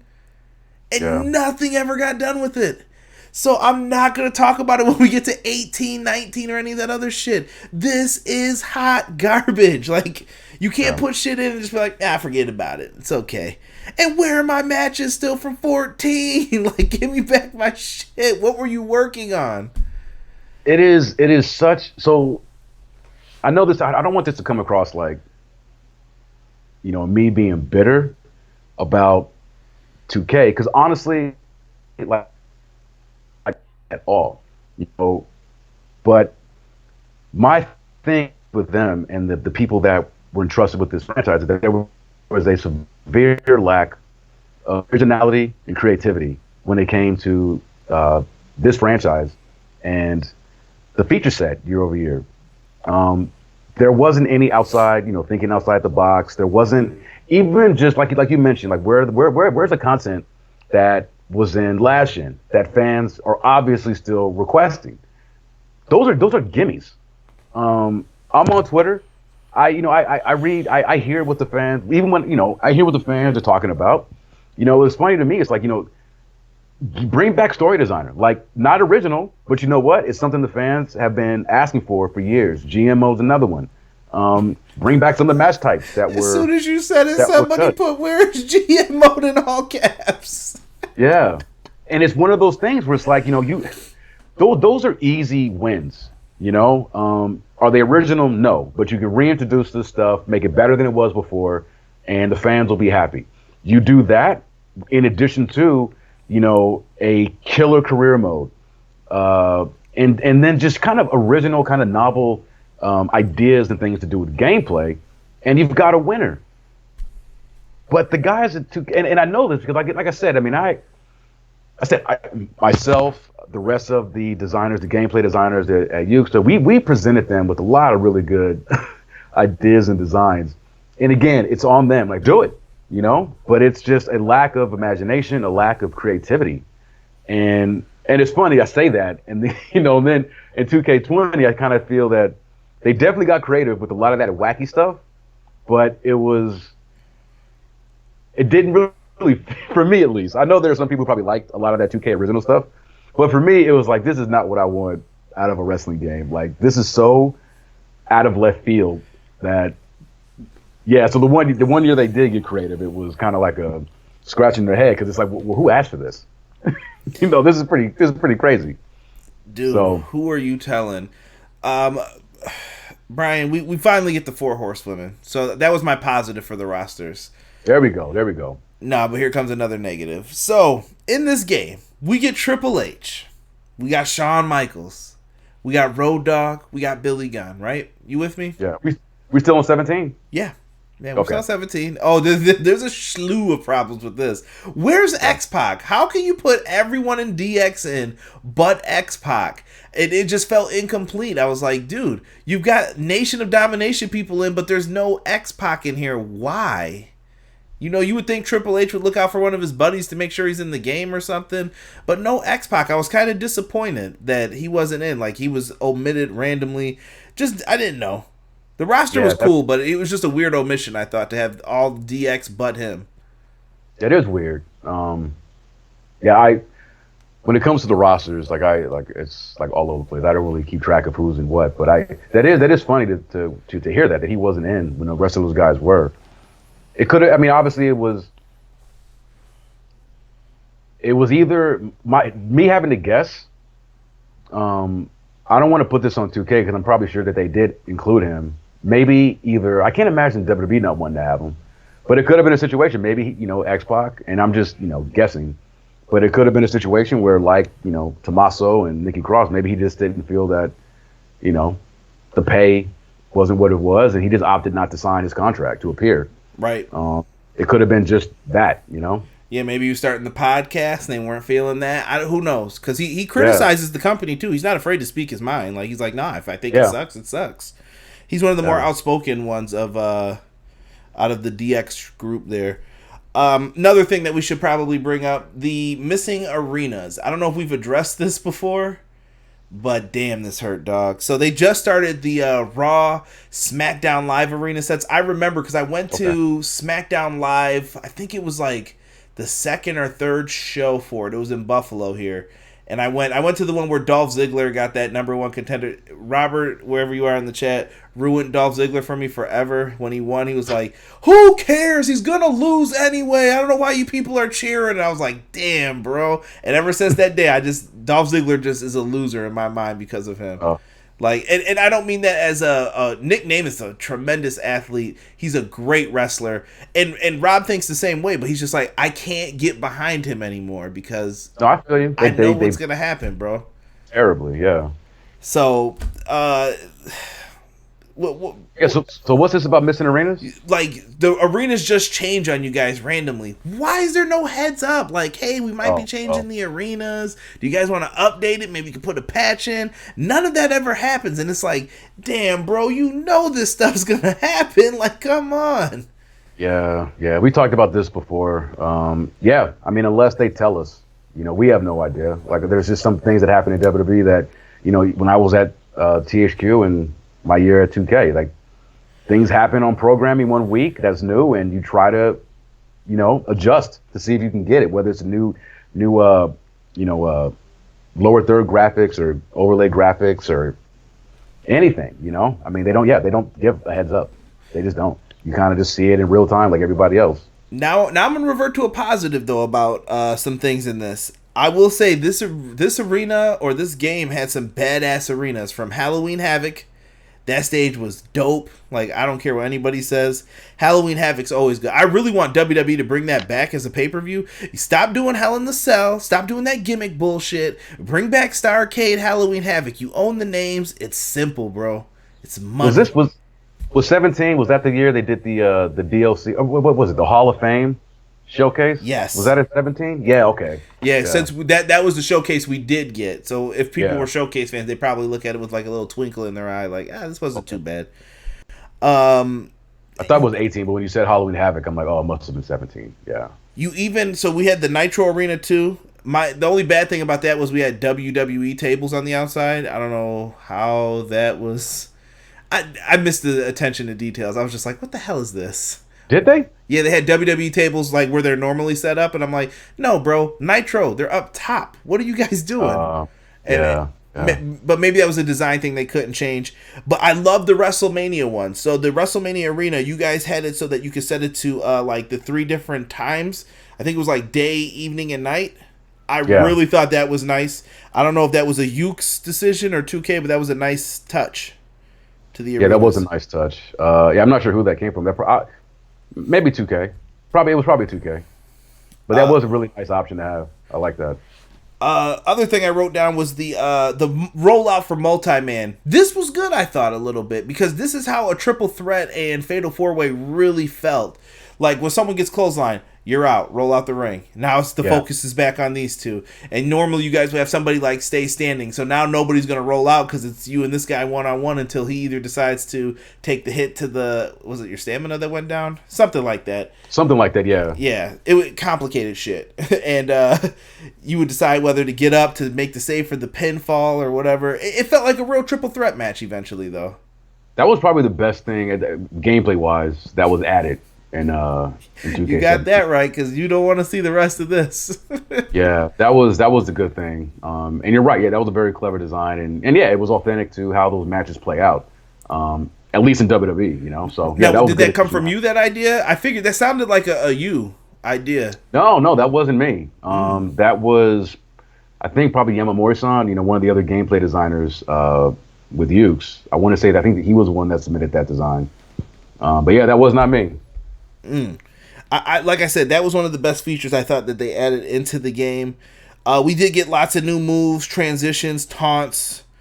We also had the alt submission system added, this time with the button pressing. So instead of mashing just regular buttons, it'd be like press triangle, now go to circle, go to X. I don't know if you remember that, but it would go around in that. And my question would be... What was that? You guys implemented like a secondary. So remember how we were talking about the cat and mouse? To go around. For the submissions. Oh, okay. So this one you guys added button mashing, but it was just press one button, so it wasn't really mashing, but it was like the TNA submission system. Yeah. I think. Didn't TNA have it where you would change the buttons consistently, like it'd be like triangle, circle, X, It would be like the Yeah. 3 rotations. Yours was like triangle, and then you'd have to watch until it flipped to circle. Now press circle. Yeah. Okay, so maybe you're right. So not the same, but similar. Yeah. To what they did. Yeah. So when people saw that, was this something you guys could have implemented online? Because online was regulated to just doing the cat and mouse no matter what. So when it comes to online, like button mashing is something that we have always steered away from because it can be kind of gimmicked with cheats and everything. The Rumble controllers or whatever. Yeah. So that's why we omitted the button mashing from online experience to kind of make it more fair, to kind of mitigate potential cheaters out there who could easily spam buttons or whatever. So that's the reason for that. Makes sense. Now, Bryan, you can yell at me at any point during this if you want to hop in. The split screen I thought was a nice touch when you got too far away from your opponent, so you could still be walking backstage and someone's laying on the ground, kissing the cement backstage, and you're like, "Where's that trash can I'm looking for so I can hit him upside his head with this?" So I thought that was nice that you didn't have to do that. That was a good addition. And commentary sucks. I don't care what you guys say. I've read so many back of the boxes and saw things where it's like, new and improved commentary. Bullshit. This sucks. No matter what. I don't care how you twist it up. It's bad. Bad. We need to figure out a new way, and this isn't just for WWE. Wrestling games need a new way to do commentary. I don't know what's the best way. I don't know if you want to have like I know Madden's doing like, we hired 2 dudes just to do Madden commentary. That's cool. They're like podcast radio hosts. They know football. It's great, but I don't know if WWE's willing to do that, and it takes away from the authenticness, if that's the proper word, from the product. I don't know what to do for commentary. Yeah, commentary's always been bad, and we talked about commentary a couple episodes ago. The guy, like my friend, he worked on commentary. My boy Bryan. And it goes like so commentary is a 2-pronged thing, right? So there's the commentary system itself, the mechanics, and the everything that works behind the scenes, the design of the commentary system, and like when certain things should trigger. So that's one part of it, which is obviously important as all hell. And the other side of that is the performance. So for me, like, our commentary has always suffered from both. The nuts and bolts of the system itself is, or has been, or was very problematic. And then you couple that with the performance of the commentators, and it, by and large, it's bad. Like and that goes to directing. And I know that this is not, and it is not on my my friends from the audio team, because they weren't there to direct Michael Cole and whoever commentators they have for the game during their vocal sessions, which is one of the worst things. You kind of have these guys. I mean, the guy that was there, who's a friend of mine, he works for 2K, he does, but he's like the liaison between 2K and WWE. So anytime we need talent requests, we go through my boy Steve, and he sets everything up. He's like, okay, you need Michael Cole this day. He works with the office at WWE to get the scheduling just right. Finds a studio. Boom, here you go. Here are your lines that you need to say, and let's go. And they sit there, Cole, Graves, whoever, and they bang out their lines of commentary. Now they have no idea. They're there to do their job, and they're looking at this. Okay, so you want me to say these lines? Fine. A lot is missing when you don't have one of the designers there who knows the system, who knows the product, and knows what arguments. Arguments are like the categories of what the commentators say. So like a move is performed, there's certain categories for that. If it's like a big move, a finisher, a mid-move, reversal. Like we have all these separate commentary arguments that fire off when these things happen in game. You need to have the designer there who can explain to, the Michael Coles of the world, the tone and how this is going to be heard and how this is going to be triggered in the game. Because if you don't have that information, they're just reading blind off of this sheet, and they're doing their best, but without someone being there and saying, no, we need you to be more fired up, or, kind of bring it down a little bit, kind of say this line. It's just like a generic bio line. You can be a little more kind of even kill with this one. But, oh my God, an OMG, like the ring broke. We need to really kind of hype that up, and that just never really, it happened a couple of times, but it was never a consistent practice. And I think those are the things that have always hurt the commentary system, from the performance of the commentators, and then from just the infrastructure and the way that system was structured and designed to function, have just never been to a point where, I've never once been all the way proud of commentary, any of the games that I've developed. And I designed and developed a lot of these motherfuckers. So commentary is very important to me, and sound. Like I talked again a couple episodes ago about how much I am into the sound effects of games, and I've never been all that enthused about the sound effects in our game either. The one thing that I think that stands out to me from TNA's game that Midway put out, well, I thought their audio design was fantastic. The sound effects were hard hitting and booming, like shit felt like it hurt. Don't remember the commentary that much, but the sound effects definitely were one of the things that really stood out for me in that TNA game. And I'm not even an audiophile. I'm just a guy who watches a shit ton of wrestling and knows how it's supposed to sound. Right. So it's just one of those things that I'm very hands-on when it comes to it. All right, will be in any future project that we do, for sure. So yeah, that was my. I'm a big NBA guy, and I think they watch either people playing the game or real basketball while they're commentating it, and I think that's why theirs sounds so good. They get the guys in the studio from wherever they're from, depending on the year of the game, and they get them in there, and I think they're watching the actual game, so they don't have any visual cues while they're watching this. It's not like so. We did a little bit of that. Not we did use visual cues, but again, it wasn't consistent. Real life or video game.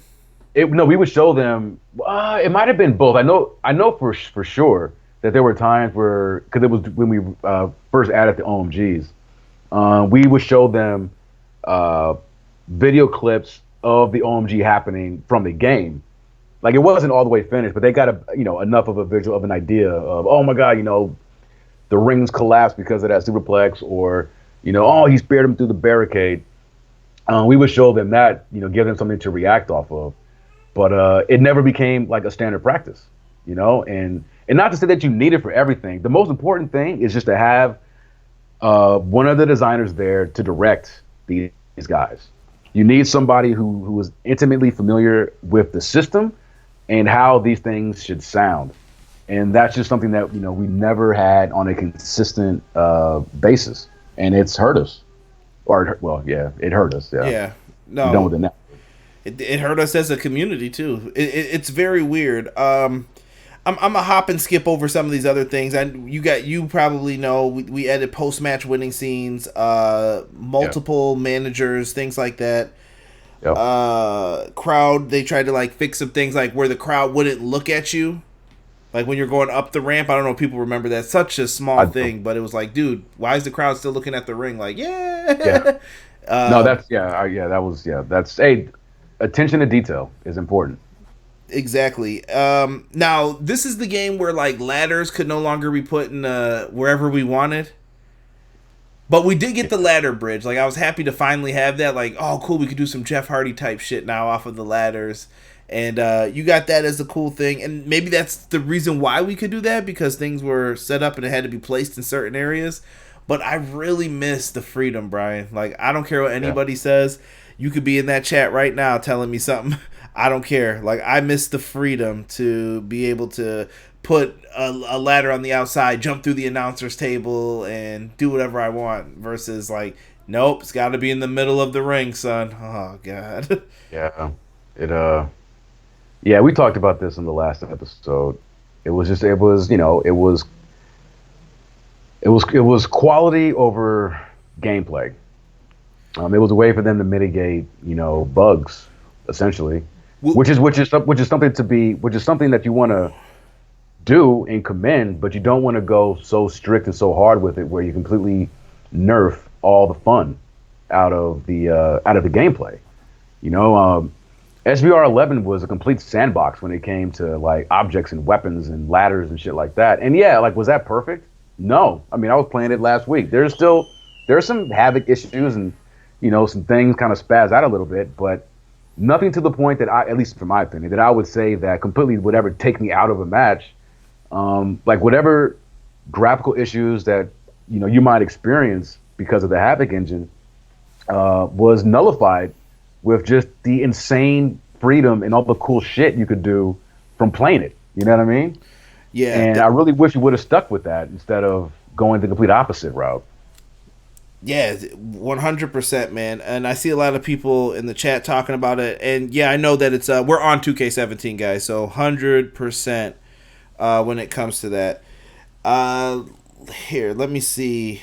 I did like the ladder mini game that you guys added with the little.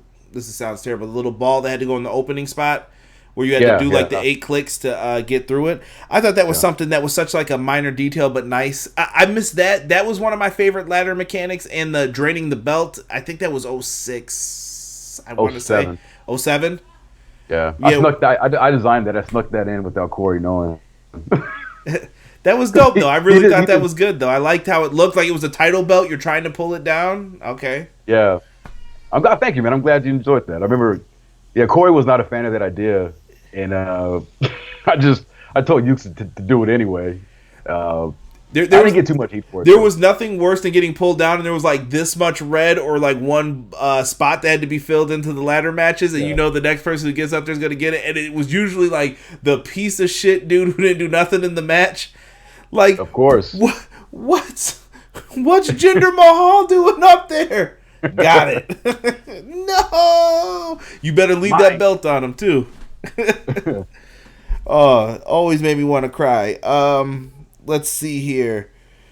We're not gonna talk about career mode. DLC, we had some pretty cool things, man. What was DLC for this? We had Aries, Anderson Gallows, Mojo, Ty Dillinger, the Legend Showcase. We had a bunch of different things in there. Stuff I couldn't be mad about. Yeah. That was good. Is it time for my rant real quick? And Obi-Wan, I'm going to get to your questions after this. Yeah, I got it. Yeah, I'm chomping at the bit to hear what you got to say. Okay, so I'm one of those dudes. I think I have a warning on the forum for this. I don't remember if it was this game or one of the other ones, but I definitely got in trouble one time for this because I went off about it and I said it's bullshit and you know it is. And then the community manager sent me a DM because he was like, "I know you've been on here for a long time, bro." I'm like, "Longer than you, brother. Longer than you." Yeah. So keep talking that shit. And no offense to whoever runs like the 2K forums and shit. I know they have spam and stuff on there, but they take shit way too serious on there half the time. To where like, please follow the rules. This is all going to be in one thread and all this stuff. I'm like, dude, no one even uses forums anymore. This shit's a dead concept. So, Brian, whatever game you work on, stay the hell out of forums. Send a survey. Spend the money on SurveyMonkey. You can use that website. Like, don't do all this shit like they do with the forums. It's bad. Anywho. Duly noted. NXT Special Edition for this game. This was the game where you got the Finn Balor statue, and we were missing some wrestlers from the game. Oh yeah, you know what's coming, don't you? No, I don't. I just remember that Finn Balor. Oh, you don't remember this? Okay. So this is where I call fucking bullshit on the shit they pulled for this. So we were missing. The NXT edition had 3 people in it that was exclusive to the people who got that edition for quite some time before we could buy them as DLCs. They got Apollo Crews, Nia Jax, and Shinsuke Nakamura. Now, we all know back then, Shinsuke Nakamura was the shit. So they were trying to bait us for more money, already more than the... I always get the digital deluxe. And I'm like, hold on, bro. You mean to tell me that because I don't want some stupid-ass statue and some probably not really autographed cards or whatever, that I can't have 3 players in the game? And I really liked Apollo Crews and Nakamura at the time. No disrespect to Nia Jax. Love you, baby girl, but not at this time. Yeah. I wanted those characters. Even Nia. I wanted all 3 of them. And I'm like, dude, why can't I have them?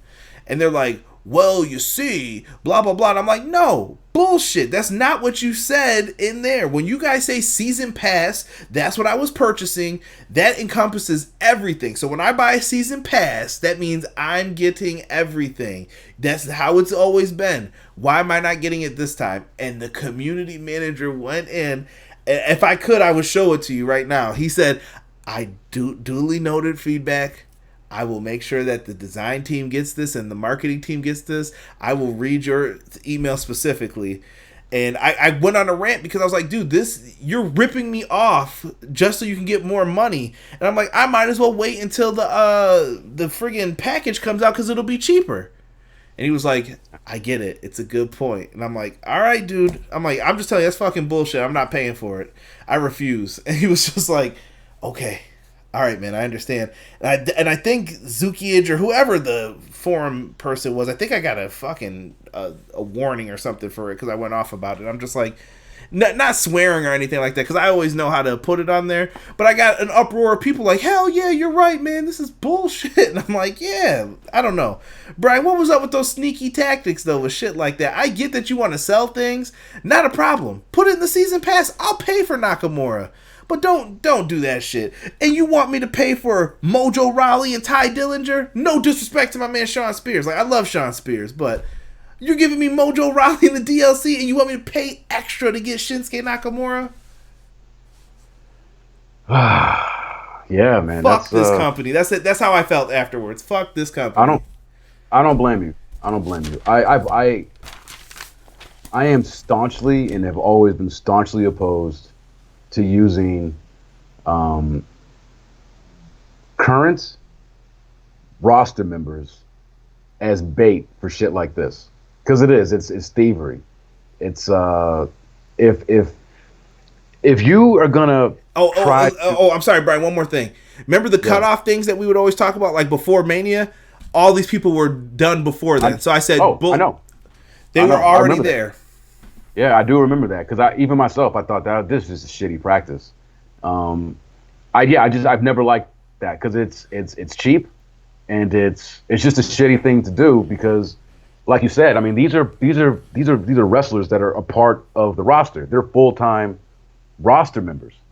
You know, it's for me, it's criminal to force a fan of this product. You're asking them to spend $60 for the base game and then to upsell them to get wrestlers that are a part of the roster that just because they know that they are fan favorites, you're then going to tack on an extra charge to get them into the game. I just call bullshit on that, and I've never been a fan of that practice, ever. If you want to do something like that for a legend, like for a wrestler who isn't full-time, like, you know, Ultimate Warrior or whoever, fine, I get that. You know, he's not on TV every week. He's not a part of Raw, SmackDown, NXT. But to take these guys and they only did it because they knew that the fans would pay for it because they were, at least for Shinsuke, were very popular wrestlers, and they, you know, the marketing, they preyed on that to get a couple more bucks out of the fan base, and I just think that's shitty. I didn't like how they did a similar thing with 2K20 because like Bray Wyatt or The Fiend, like wasn't he also behind? Like you can only get him if you got like the collector's edition. No, he was pre-order bonus. I think they okay, same thing. Pre-order bonus or not, he's a regular part of the roster. That's like picking up NBA 2K and then telling players, oh, because he's popular, you have to get the special edition to get LeBron. It's like, but he's part of the team. Like the Lakers are my squad. I paid $60 for the game and I don't have my best player. Why? Because you want to make more money? Honestly, the best way to do it would be to just have how do I want to put this? I like how 2K does it, NBA 2K, with like the Legends editions. Like, okay, make the Legend your focal point then. Like, I'm cool with paying for Legends, but don't do that with current roster people. And I saw somebody put Paige. Paige was a different situation though, bro. At least with Paige, she was brand new. Like, she debuted the night after Mania. I completely understand that. And you put her as the season pass. Okay, cool, I'm getting the season pass anyway. Fine. That was bullshit what they did. That was the most out of line thing I think 2K ever did for marketing. So I Yeah, just had to that get was- that off my chest as far as that goes. Brian, let me No, get... that was a worthy rant, brother. I honestly I'd forgotten about that until you Dude, reminded me. that shit made my blood boil. Like, that was the one time I felt like I got a win from like 2K. Like when the community manager's like, "Hey, bro, how you doing? Good to speak to you." And I was just like, "Fuck." I still got that message saved too because I think I was just looking at it right before because I got on the forums. Shout out to Patrick Gilmore too. If you guys aren't following him, he's saying all the right things. The new I forgot what his title is. Is he executive designer, lead designer? I don't know. He's in charge of... I think he's executive producer.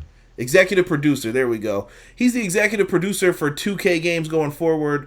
Rumor has it that they're gonna have their forum stuff beginning on Friday. Hopefully, knock on wood. So if you guys have ideas, I would write them down and thoroughly think that shit out, so that way you guys can have it to send to him. Let me get to original Biggie's questions from last week. So he said, around WWE 2K17, 2K18 period, WWE were doing GMs at the time. Was GM mode ever considered? Was it popular enough to the higher ups to consider bringing it back, or was it just like a timing thing? Because that, like I said, that was when the brand split was occurring again. Yeah. Shane's the GM. Like, it seemed like a layup, bro. Okay, they were waiting for this. I pitched it, from our side. I put together, a pitch to reintroduce GM mode. Because of that recent, well, first, because the fact that fans have been asking for it for years up to that point. But then, like you said, especially in light of the fact that they had that brand split again, the separate SmackDown and Raw roster, it felt like the perfect time to bring this mode back. So we pitched it to them, but 2K opted not to do it. Do they just say no to you, or is this like it's silent? We'll look into that, and they never do it. Well, as I said before, I wasn't able to communicate, sit in on anything. I would just get the from my guys in Japan. I would just get the yay or nay, and it was a nay. I pitched GM mode every year that I was at YUKE'S working on the WWE. Every year I pitched GM mode, and it's just I don't know what else to say. We pitched it again. The dynamic was different with me working for YUKE'S versus the publisher. All we can do is present ideas and designs, but it's on them, 2K, to they have the final say on what gets in and what doesn't. And they have steered clear from GM mode for whatever reason. Because I know in terms of time, cost, all that. It's a big fucking mode to do, but it's doable. We did it before on the PS2. It's not something that is, would be like we have a track record of doing GM modes. So yes, it would have eaten up a lot of cost, but it would have been something. I think it would have been worth it in the long run. So. And yeah. Flood's asking why was it removed. Can you give him the short version of it? We talked about this previously on another show, Flood. The show that had the last GM mode, the game that had the last GM mode in it, it's covered in there. But I don't know if you want to give him the quick answer for why it got removed. We were just getting it was two things just quickly. We were getting feedback that it seemed fans were getting kind of tired of GM mode at the time, and it was just a very burly and expensive mode to port year over year into each subsequent game. And we thought that by removing it, we could allocate that cost and that time to other parts of the game to kind of bring them up, which, ultimately we did. And go back and watch that episode about SmackDown versus Raw 2008. We go in more detail, but it is something that it's a decision that I regret ever agreeing with. It was, Corey was the one who proposed it, and I did co-sign it at the time. But hindsight's 2020 with that though, bro. Like the community was split on that at the time. Like I hate when people don't remember. It's still split. I still see 50-50 now about GM modes. Yeah. I don't even think it's 50. I think it's greater now. I feel like there's more people like getting behind it. Like, yeah, we need something new, man. Like bring GM mode back at least. But I feel like people just have this bad memory, like going back to the community. I'm like, dude, people wanted that shit out of the game. They're like, dude, I don't play that. Get rid of that. Bleh, I don't like that. And I don't know, people just don't remember that fans were asking for it to be removed and replace it with something else. It's like you never know what you had till it's gone, type of thing, you know. Baby, come back. Do do do do do. I guess, man. I'm gonna ask Biggie's next question. Screw it. He says, until WWE 2K19, what changes would you have made in order to bring excitement back? Match types, gameplay, improvements. So I don't know if you want to do a top 3 or top 5, Bryan. What would you have done while you were at YUKE'S to make this series better? Like, what were the big things that you thought were needed that you were like, look, we could have, if it were up to me, we would have did these 5 things or 3 things. Oh, geez, you put me on the spot. Man, the things I've been so divorced from the WWE game, you know, after 19. Like everything that I've been coming up with is for your next project. This potential new thing that I'm doing, and like that's what my mind's been at for the better part of almost a year and a half now. So I really wouldn't want to say, because I don't want to, you know, tip my hat to what I've got in mind. That's fair, brother. That's fair. Some things.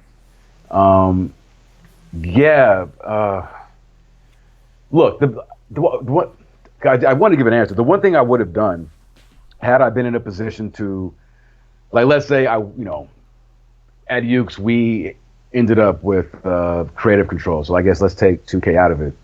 The one thing I can say is that we would listen to what the fan base is saying. And I think we would start there.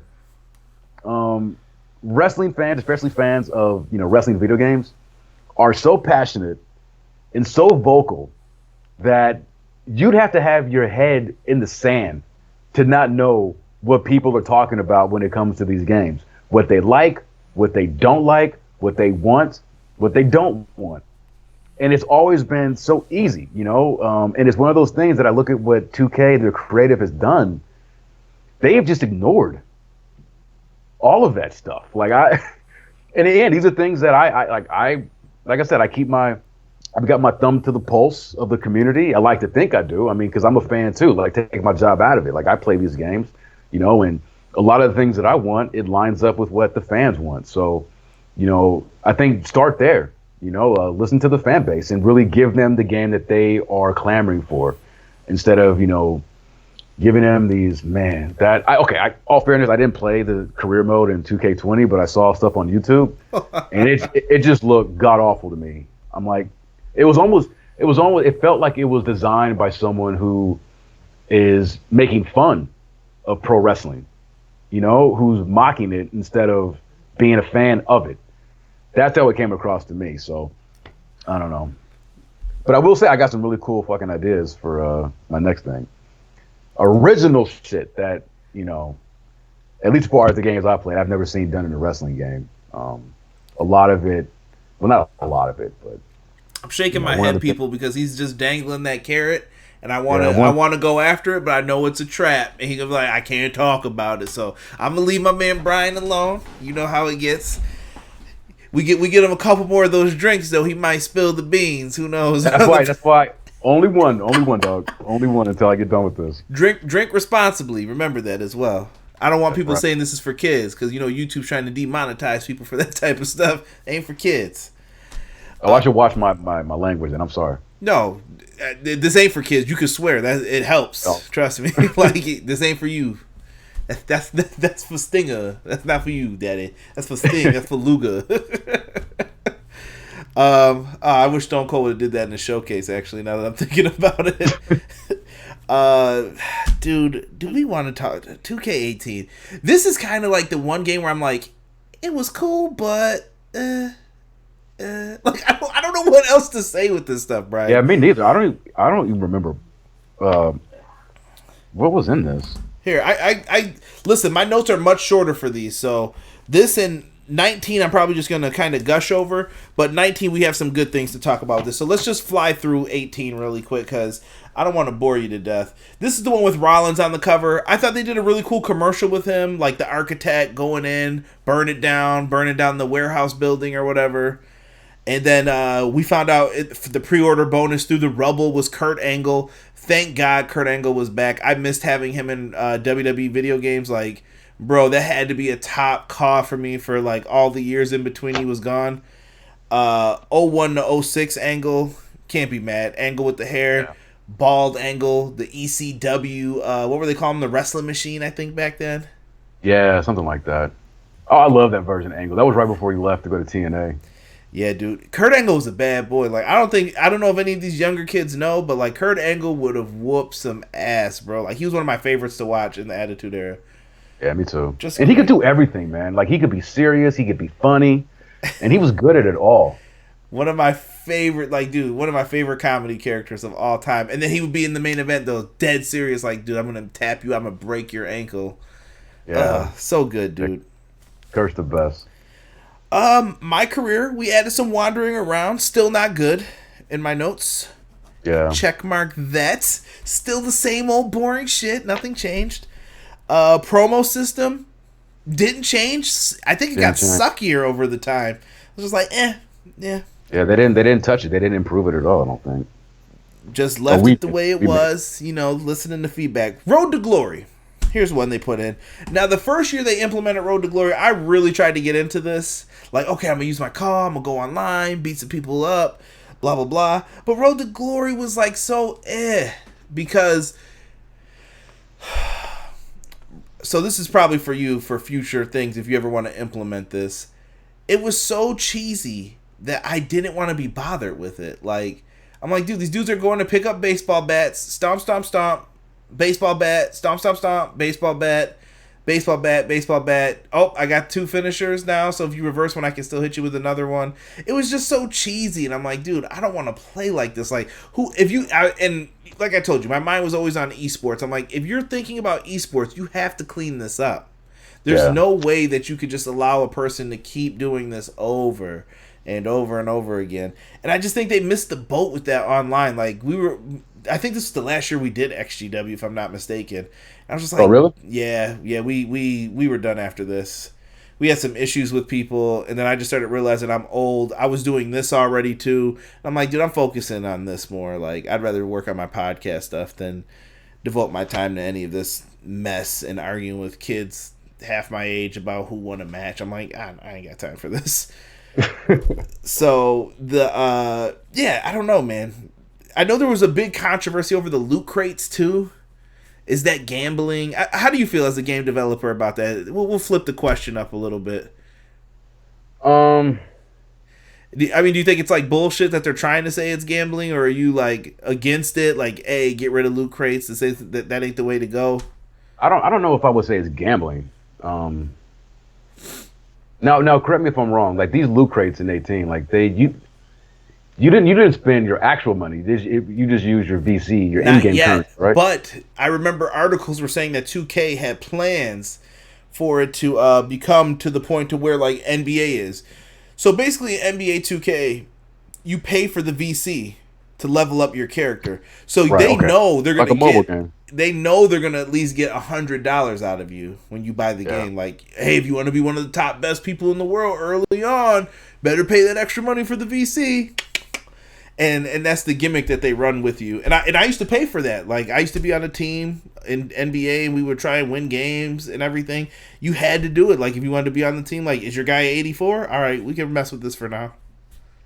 Yeah, my thing, I guess, because I'm old school, I'm probably older than a lot of people that are listening to this. But, for me, I think it's, I mean, you're asking, fans to fork over $60 for a game. And then, look, the DLC, you want to offer that, that's fine because it's in addition to. Correct. So if you want to add that, by all means, go, do that. But when it comes to unlocks in games, like I'm totally cool with them. If it's just keep it basic. Like if you're gonna have an in-game currency, fine. You win matches, whatever, you get some currency. Oh, I can unlock a thing.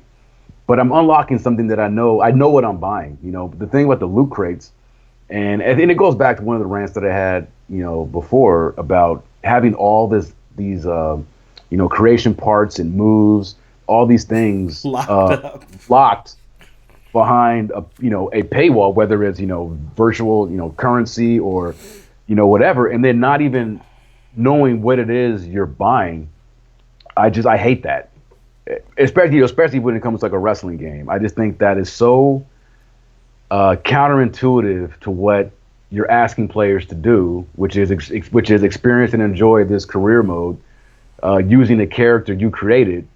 But then we're going to limit the tools at your disposal to make your guy. Instead you have to make as close to the thing that you want to make as possible, and then buy these loot packs that will randomly spit out this shit. Maybe it's stuff you want, maybe it's stuff you don't.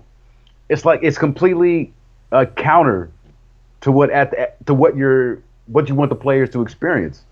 So I'm very much against that. Like I just think that's bullshit, to be frank. So yeah, I guess I'm against loot packs and all that, especially when it comes to wrestling. I think I want to know what I'm buying. For your future reference, though, too, for whatever you're working on, I think the wrestling community's against it because it never panned out to where they could charge us for it. No one would pay for that shit. I'm not paying for stuff that's already in the game to unlock for my... Why would you? It's so... And it's like a kick in the balls to know that. So it's like, wait a minute. I just spent, an hour and a half outside of this mode making a guy. I'm in creating a moveset. I'm in creating an arena. I'm doing all this creative, cool shit, playing matches. I go into this career mode, and all that shit I just experienced now is locked to me. Like, fuck you, man. Yeah. And you're forcing me to create my own guy to play this, and you're not giving me the tools to do it. It's just, again, it's one of the laziest design choices when it comes to career modes of any kind in wrestling games. It's bonkers to me. Like I've always spoken out about that. It's bad. It's a bad design choice. So yeah, I guess I'm anti loot packs. Sick, what's going on, brother? Land, what was it? Land 161 giving you a shout out as well. Travis Starr as well. I'm going to just run through some of these questions in the chat, Brian, because I'm laughing at them. Was Punjabi Prison ever pitched? Because it was at Battleground 2017. It was pitched back when I was at TSU when they did it back then. We just never... It was one of those match types. It was like, we kind of weighed the pros and cons of implementing it.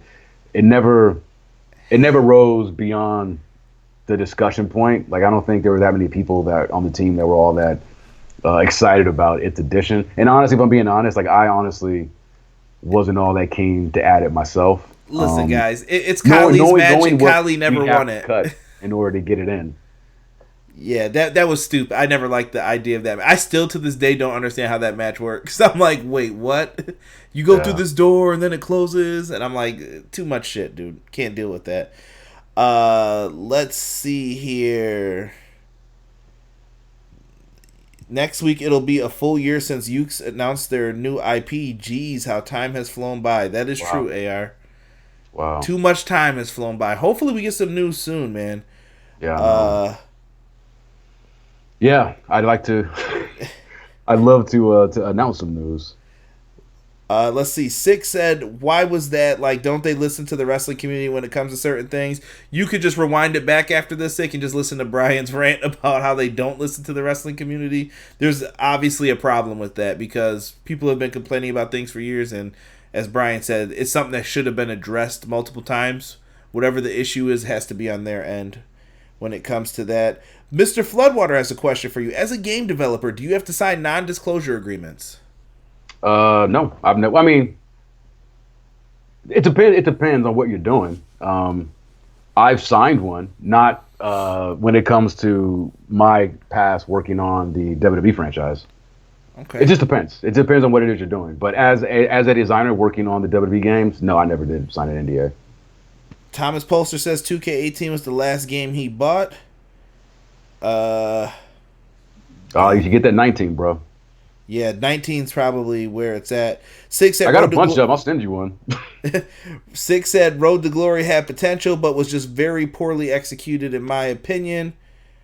Let's see here. Chris Morgan, 2K18, you could pull the straps down for Angle. That is a badass feature, Chris. 100%. That I loved when that was a good implementation of that. I think they had it in what was the GameCube games, Day of Reckoning, but it looked weird as shit. Like it looked like a box. 2D part. Yeah, it looked like a box trying to get undressed. Like, but you guys made it look smooth in 18. I'm not gonna front. That looked really good. And Sick also reminded me of the XGW stuff. He said it wasn't just that with the league. A large part of it was the game wasn't fun anymore to a lot of us. And I'm like, yeah, it was kind of true too. It was just getting to a bad point. Let's see. But, so Mark, okay. I don't know if I should ask this on air. Mark Goldman says, I don't know if I'm throwing you under the bus, but from what I know, from my source, they wanted to implement things in 2K20. I'm assuming he's talking about GM mode, but the YUKE'S engine is so broken now that it wouldn't work. Do you have a response to that, Bryan? I mean, you can leave it at no comment if you want to. Well, no, I mean, the engine was old for sure. It wasn't broken because I would say 2K20 was broken, but 19 was a pretty fun game by all accounts. Yeah, I mean, look, the engine was old. I mean, everybody knows that. It's got PS1 code in it. Yeah, that's a known thing. I don't make it too much. I mean, it wasn't the engine's fault because we had a GM mode with that old ass engine in 2006, 2007, and 2008. So you know what? To keep them on the hook too, I think Original Biggie has a question later that's gonna kind of also make you see things the other way too. I'll ask you in a second, Bryan. You're probably gonna correct me on how to say this stuff too. Shout out to everybody who's watching, man. Too. If you guys could drop me a like, that would be wonderful. Feel free to Kinshasa that like button. We'll say. Let's see here. Everybody agrees. Six says he loves the fact that got under your skin about the loot crates as seeing a game developer get mad about that a little bit. So much respect. Actually, it looks like a lot of the chat are agreeing with that now. And they're talking about all the games that they don't like that try to implement loot crates or what was it, like Mortal Kombat cryptocurrency and stuff. Like, don't do that shit. Yeah. Don't do that. Don't do that, Skip. Let's see here. What else did we have happen with this? Yeah, overhauled commentary. Sure. New graphics. Match creator finally returned, but we were still missing some of the 2K14 match types I put in. Yeah. Free camera. You guys fixed the fading issues with the logos for creative parts. This was the year where I thought a lot of the creators got to shine a little bit more because you remember how you used to have the blurs on the sides? I do, yeah. When you would stretch the logo. So I'm glad that got fixed. We finally get 8 superstars too. That was another thing. I was like, holy smokes, we finally got it. And it took a long time for it, but I wanted that to be done right. I'd rather have things done right than to have them implement it and shit's just going wonky for no reason. Yeah. How was that for you guys? Was that like a bitch for like YUKE'S to get that in? No. I mean, I remember this was the one that was on Switch, right? I was saving that for the end. Yeah. This was I remember there being like frame rate issues during development for the PS4, but again, that just goes to the different infrastructure of working on, the Xbox One versus PS4. But the engineers and the programmers, they sorted that thing out. So no, I mean, again, like when it comes to like are things difficult, like I mean, making games is difficult, all the way around. But it's just a matter of if this is what we're doing, this is what we're doing. So you just kind of got to get her done. You know what I mean? Right. This game also brought back the carry and drag, mid-move adjustment, and directional throws. And you guys reworked the kick-out system. This is what we were talking about with you. Offline, I put that down, but online, the buttons would go to the same spot. Something that I don't think a lot of people ever noticed because shout out to Kevin who's in the 2K League, and I saw it's going to be on ESPN2. I see you, brother. He was like the master at kicking out. I was like, dude, I used to call him a sharpshooter because that's what it's called in 2K. I'm like, dude, this dude's a sharp dude. He can freaking hit that little line so good. Like, you would catch him every once in a while, but you were just like, damn, bro, he's going to make you sweat in these matches. Like, all right. Got to put you... That was an unfortunate bug. Yeah, I got to put you in the camel clutch, bro. It's got to go down. DLC, we got Aleister Black, Drew McIntyre, Elias. Who do you think's been DLC more? Who do you think we paid for more? it's got to be like between Drew McIntyre, Dusty Rhodes, and like Batista. Like these are the top dudes I think I've paid for so many times, and maybe Jake the Snake. Like it was probably it's probably Dusty. I was gonna say Dusty, and then maybe runner up be Drew McIntyre. Yeah. Yeah. Mac a dream, if you will, daddy. It was dope to get Aleister Black in the game. As someone who's I followed his career for years prior. Tommy Inn when he was in PWG and doing his thing like overseas. It was as a fan, it was cool to have him in the game. I remember when he first debuted at that the UK tournament when he had his match. That was dude. I was like, this dude's a star, bro. They better sign against Pac, right? Was it Neville? Yeah. Neville, yeah. Yeah, I'm sorry. Pac. I always try to make sure I get the name straight with whatever company. Yeah, so Pac, Neville. That was a good match though. He impressed me in his try. I don't know if that was a tryout match or if that was to put him on to people. No, he had already been signed by that point. That was just his debut. Did you see him wrestle when he was on the Indies? Yeah. Was your first experience? Okay. Yeah, I think my first time seeing him was PWG. Not too long before that. Yeah. So he was always good. We got Beth Phoenix, the Rock and Roll Express. Hardy Boys were back. Not mad at it. It was good. I was there live for that Hardy Boys return. I'm telling you guys, I would put that video up, but I don't want people to ever hear me scream like that. Like, ever. Because New Day did a great job in fooling me. Because I was like, everyone in the crowd's like, delete. I'm like, oh, it's going to be the Hardy Boys. Then when New Day started taking off, like, the hats and stuff and walking down the ramp, I'm like, yo, it's about to be New Day. I'm telling you. And then all of a sudden, you just heard the doot. I was ah! That was the loudest I've ever heard arena, dude. Like, it was rumbling. Yeah, I was there, too. That was Orlando? Yep. That was the last Mania I went to. Just good time. Yeah. I went to Daytona Beach that day. Like, it was just good times. That was my last Mania, too. Yeah. Shout out to the lady, too, who said I didn't know nothing about Biggie, and then I rapped every word in front of her face. I'm like, get out of here, lady. From New York. Talk that craziness to me. But that's it for 2K18. I've got nothing to say about it. It's just a mediocre game, but I think it was the beginnings of seeing something great, and I guess that'll lead us to talking 2K19 real quick, B. Yeah. AJ Styles on the cover. Perfect person to have on the cover. Did not like that little media thing they tried to do with him announcing the $1 million challenge. Oh, it's a great cover. It's a great game, dude. I think by this point, by 18, I was digital only. Like, I just got tired of going to GameStop, and I don't blame you. That's what I've been doing. I just bought the. I'm like, I'm too damn old to be standing in line talking to some kids, talking to dudes who look like Cause. Like, yeah, I'm here for WWE. Like, and it was always like when another game would come out, and I'm the only dude there for WWE. It's me and the dude with like the big crazy punk rocker pants on with all the buttons on them and stuff. Yeah, we need my careers for WWE, man. So thanks, man. Have a good night. It's just I didn't have time for that shit anymore. But AJ Styles being in this game, great person to have on the cover. I did not like the $1 million challenge announcement. It felt like he wasn't prepared enough for it. I don't know what happened with that.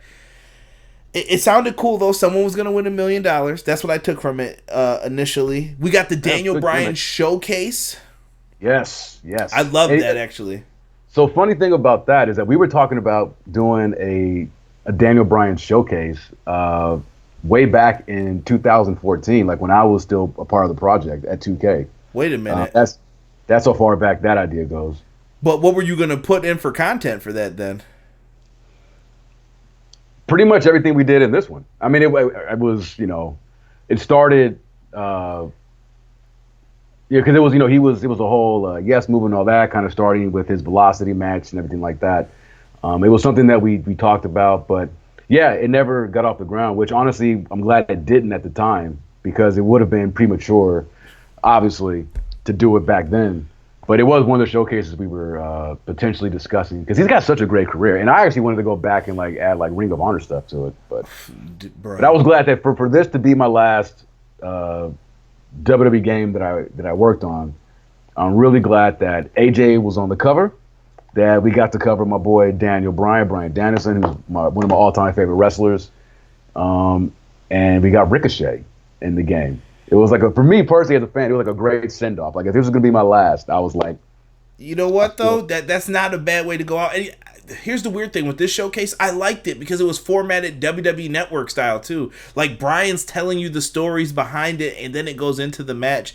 And I felt like, dude, when Bryan had to retire, I don't know. The retirements always get me a little bit like in the heart. I'm just like, damn, bro. I know that hurts this dude a lot to not be able to wrestle anymore and do what he loves. All right, bro. You know what? I'm gonna save my question. No, I'm not. I'm gonna do it. No, now. what's up? The $1 Million Challenge, bro. Okay. Was that shit set up or what? Like somebody's gonna tell me the truth here, bro. That dude worked for WWE previously. There was no provisions in saying like you couldn't do it, and I know he came in as like a third party maybe to like host a house show event or whatever. But how did this dude get to be in this? Like, I don't know. A lot of people thought it was rigged after that, and that left a bad... 2K knows how to just ruin shit. Like, you left a bad taste in people's mouths. Like, I was like, dude, I don't want to buy your games anymore. Number one, your tower was super hard for this, and effing ridiculous. Effing ridiculous trying to play through it. Did you beat it yet? Have you beat it?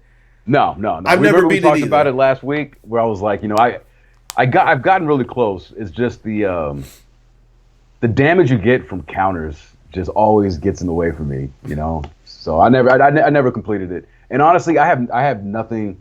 I don't have any information about that giveaway or about like I heard just probably when everybody else found out that this guy he works for. Did he actually work for WWE or like? I think he hosted. I don't know who hosts like the live events sometimes, but he was one of those guys. Like he would come in, host a live event, and usually it's like not eligible to employees or former employees of WWE. But he probably was an independent contractor. Correct. But it seems a little odd that he would win it, and then he was front row at everything. He carries around the belt. He wears the little gold tuxedo. And I'm not disrespecting you, bro. You were probably good at the game, but it was just like, that seems kind of cheap once people heard that. Bad taste. I mean, bad. I don't blame anybody for second guessing that or wondering if the fix was in, because it does kind of it doesn't really seem on the up and up. But honestly, I had nothing. I don't have any other information I can add to it. I was not involved in that contest. That was a marketing thing through and through. So I have no idea. Not mad. All right, let me go to some fan questions because they're asking some good ones in the chat here. Flood says he was at WrestleMania 33 as well. Too epic. Isn't it crazy? We're all sitting here talking about wrestling now on like a YouTube video, and we were all there and none of us saw each other. In the same building, yeah. Exactly. Mark Goldman says he's got two questions. One, WWE 2K19 implemented the reimagined Hell in a Cell and cage matches. What are some references you took with designing them? Well, anytime you do a match design, a new one, a revamp, you just look at what has been happening within the product. So I actually didn't work on this design, so I don't have a whole lot to offer, but I know just having, worked on other, match designs or redesigns, you just look at the landscape, you see what's going on within WWE at the time, and, what are they doing on TV that we are not allowing, players to do in the game, and you kind of work from that avenue. Okay. And his next question was, and paybacks played a big role in 2K19. The system was really fleshed out and helped gameplay. Was the list bigger, or did some not make the cut? So this was something that, the designers at 2K worked with the designers, obviously, at YUKE'S. I don't know of any things that were like left off the cutting room table. I know that, like one of the designs that I put together for 19 ended up being incorporated within the payback thing, the payback, design or whatever. Because I didn't know about the payback. Again, it was kind of like I was like persona non grata. Like I wasn't really privy to a lot of these things. I was just designing stuff on my own. And then when I had submitted that, the design for the cheap shot, it was going to be a new skill where I wanted to get rid of all of the like the low blow. Strong attacks or strong strikes and anything that's blatantly illegal that was in the moveset. It always kind of stuck with me that these are moves that you can just add to anybody's moveset without any kind of repercussion. So I came up with this system of taking these moves out of the moveset and making them into these skills where if you can distract the referee's attention, you'll be able to hit somebody with the poison mist, brass knuckles, or you hit him with a low blow when the ref's back is turned by removing the turnbuckle pad or whatever. And that ended up being incorporated within the payback. I don't know of anything else that was presented that didn't make the cut, because a lot of it was kind of just taking things that had been in the game before and just kind of rejiggering how these things would function into this payback system, which I thought it came out pretty good. Yeah, I thought this wasn't too bad. I think there was one that was more overpowering than anything. Everyone always changes theirs to resiliency. Like when you play online, everyone's like, yeah. Let me get that extra kick out. And I think it's just the way people play, so that's probably something you can think of in the future too. If people are going to be able to change those, everyone's going to switch it to resiliency because everybody wants the extra kick out. Yeah, well, I mean, that's in the WWE's thing.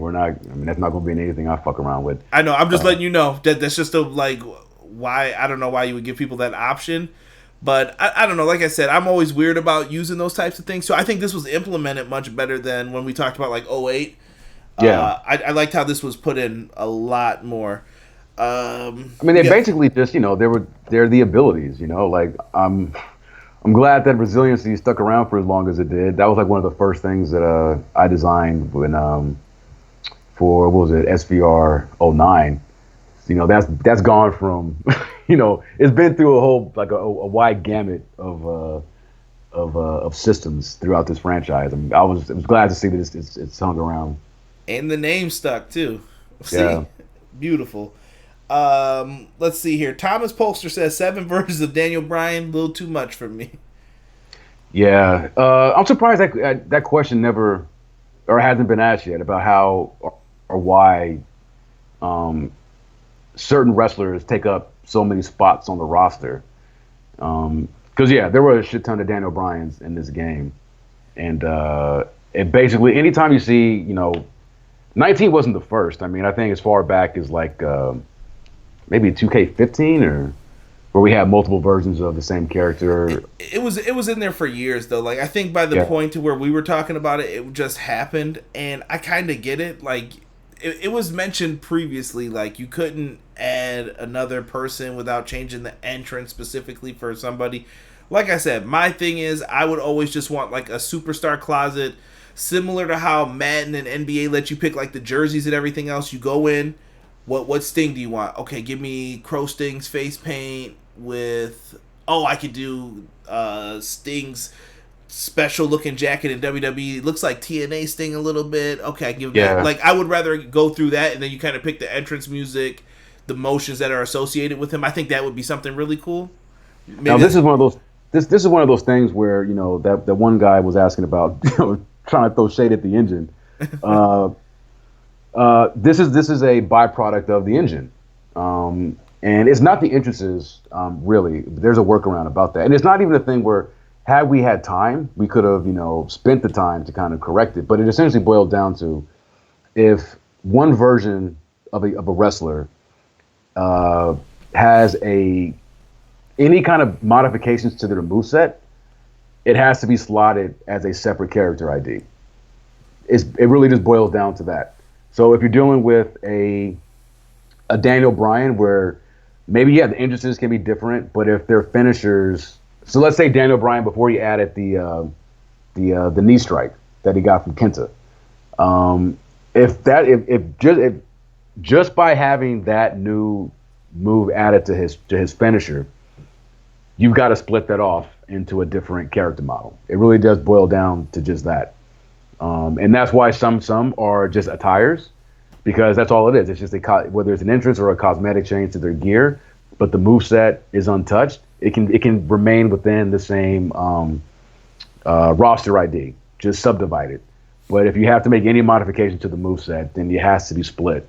But that's one thing out of several that I've encountered throughout my time working on this game, where I've taken note, and I'm sure the guys, the engineers in Japan have also taken note about, when we do whatever we do moving forward, it's gonna, brand new engine and all that. Like these are the things, these experiences, and these kind of, the inability to do certain things are things that will be taken into account with whatever new project that we work on. So there will be an easier workaround instead of forcing one superstar to occupy more than one slot. Because it did get pretty ridiculous at a certain point. Yeah, I'm with you on that. Like, I really want to have, like I said, you go back and look at a game like No Mercy. I love the fact that I could pick 4 attires, but we couldn't edit movesets back then, though. You couldn't touch that shit. It was one or the other. And then the next games with THQ, you could edit the movesets shit, but you couldn't touch the attires. So it's like, I want to just get it one day to where we could just do both. It's our sandbox. We could do what we want. And I think that's something that would just be really cool. Let me see here. Mark Goldman says, I remember when they announced the mystery match in the game and everybody speculated that was going to be Daniel Bryan versus Nigel. Bro, I would have lost my shit if they had Oh, man. That would have been so freaking dope. And he said in the end it was Daniel Bryan versus Bryan Danielson. Yeah. The Nigel would have been a better match. Small thing about that. So, because of how much I love, I'm a big fan of Bryan Danielson. When I found out that's what the match was, I was like, oh, okay, this is all right, whatever. But my thing was, I was like, look, if we're gonna have, Daniel Bryan versus his older self or his Ring of Honor self, I suggested putting Bryan Danielson in his burgundy attire that he wore, that he's was known for in Ring of Honor, because I think they just had him in the attire that he had, the white attire from his Velocity appearance, and I was really trying to push to get him in his trademark burgundy, but 2K said no. In my mind, that's what I was thinking too. I think you guys should have made him like a souped up version too, like super difficult. Like you're about to face the Ultimate Wrestling Machine and you don't know it. Like you could have did so much more with that, with one little tweak or whatever, but I'm not mad at it. It was one of the better things that they did. Like I said, this is one of the better games, so I'm not going to punch him too hard in the gut. Like, all right, you tried. Sick came in and said, I'm a huge Ricochet fan, and I hate seeing what they're doing with him in WWE. Hurts my heart to see. Me too. Shout out to Flood, who said he did beat the AJ Styles $1 Million Tower. Oh, nice, brother. Let's see. You're a better man than me. Sick said that dude wasn't good. I would have smashed him. He said, you don't understand. I would have embarrassed the guy. It wouldn't have been pretty. Original Biggie laugh out loud. I would have paid to see that, man. Because I don't think he was good either. I mean, he went up against AJ. AJ didn't even play the game. Well, AJ kind of got I don't remember. There was some weird stuff happened. He's like, oh God, what's happening here? And I was just like, AJ, you play this shit all the time. Like when I met AJ, bro, I saw his video game setup that he travels with, and I'm like, bro, what is this? Like, come on, dude. And it was just like, what happened, AJ? Man, that daggone controller. I'm like, yeah, this sounds like him when he loses in Madden on up, up, down, down. I'm out. I'm out, bro. You made it to the finals and you blew it. But no, AJ's a cool dude though when it comes to gaming and stuff. Like, absolutely. He is. Let's see here. King says, do personality traits play into the logic of the match that much? Why doesn't 2K just implement them into the logic system? Yeah. They do. But the thing is that the changes are so gradual that if you really want to see any kind of meaningful change in their behavior, you don't want to be subtle about it. Is what I'll say. Like, you want to either max it out one way or the other, or as close enough to it. If you kind of waffle in the middle, like whatever changes to the AI logic you'll see will be slight to non-existent. And that is one of the things. I like that we had those added into the game, but I think there was a better way that we could have implemented them. But yeah, that probably would have been one thing that had we continued with the game because I think there was a lot of potential with those personality sliders. I think they just needed a little bit more attention and maybe a slight redesign to make those things a little bit more apparent, like the behaviors more distinct. But yeah.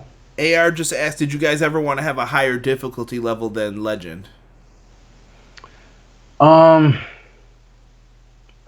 not to my knowledge. That was never anything that I remember having any discussions about having something above Legend. I think it was more or less, because honestly, that's not even really the thing. I mean, if Legend's not difficult enough, I think that was just something that we needed to have addressed. I think the it was settings too themselves are easy. fine. It's just more, maybe more differences between like from the easy to the normal to the hard to the legend. Just making changes to that probably would have achieved the same thing. Yeah, I think the gaps just need to be a little larger between them. Yeah.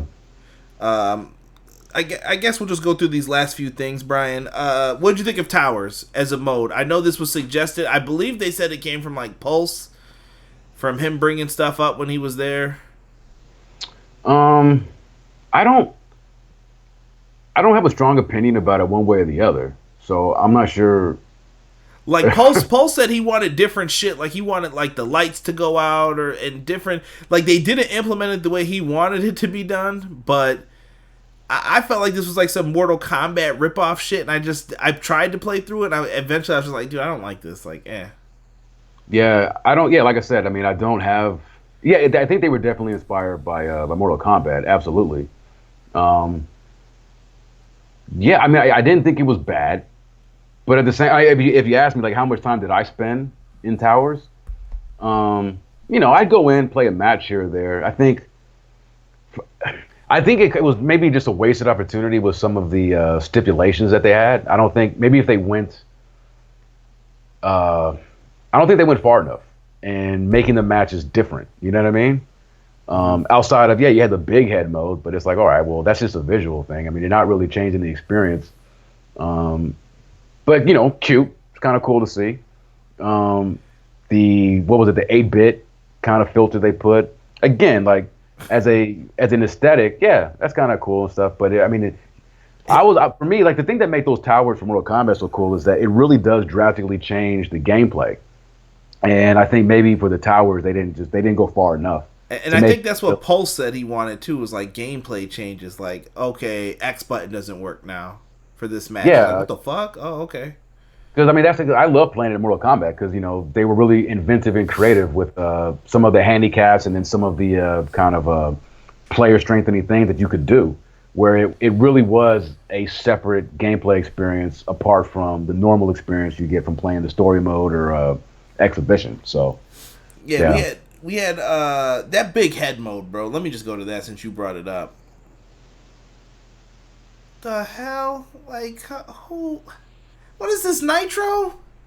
I don't care about this. To me, it just made clipping worse. Like, what are you doing? I was surprised that they added that. You know what, though? Brian, let me say this. I think this goes back, and I don't want to disrespect the YouTube dudes because it wasn't them. Because the suggestions I heard that they made were pretty decent. It was more so like, dude, they said make things fun, and this isn't fun. Like, big head mode isn't fun. You'd play that one time and laugh and then you'd be done with it. Or 8-bit mode. Like, to me, you're wasting your time on shit when you could be fixing shit that's the real problem. Yeah. Like when it comes to the big head stuff, like, do I hate it? No. I'm just nonplussed about it. I mean, it was an option. I never played with it on outside of the times that it was on in the towers or whatever. But I'm sure there are people who like that kind of stuff. And it's like, hey, I mean, yeah, by all means. I mean, it's not. But again, like, that's not something that's going to make or break a game as far as like, oh, I got to get it because they got big head mode.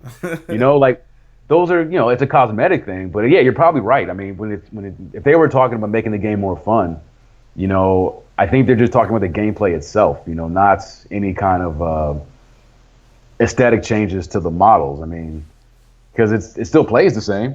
You know what I mean? So I don't know. Yeah. I'm really not into that kind of stuff. I mean, it has its place, I guess, but everybody's got their own. It's neither here nor there. It's just one of those like, dude, I thought we were past this with Nitro. That's just how I felt with them. Like, the fuck, okay, whatever. Universe mode did a lot of small fixes. The pre-order bonuses were Ronda Rousey, Rey Mysterio. Thought that was kind of cool that Rey debuted back, and you got 2 pre-order bonuses for once, so not mad. Rousey was an attraction too, so to me, this is the perfect way for you guys to cap off like YUKE'S being involved with the series. Can I just go back to Universe because there were 2 things that I finally got added to this fucking mode. Please. That I have been wanting to have for years, and they're not big major things. Because I remember going as far back as SmackDown vs. Raw 11, when my boy Dan Ryan, the original designer, because he had asked me. He was like, "Hey, so what would you have in this mode?" And the two things I told him, like, dude, you gotta have an option where I can choose the match types that I want to have populate my match card, because there are certain match types as a fan of this game, I don't want to that I don't play, and I don't want to have to be forced into editing, these matches on the match card. Like, give me an option. Like, let me set the type of matches that I want to have available. And I remember Dan was like, I don't know, who cares about that? I'm like, dude, I care about that. Should be enough. He's like, nah.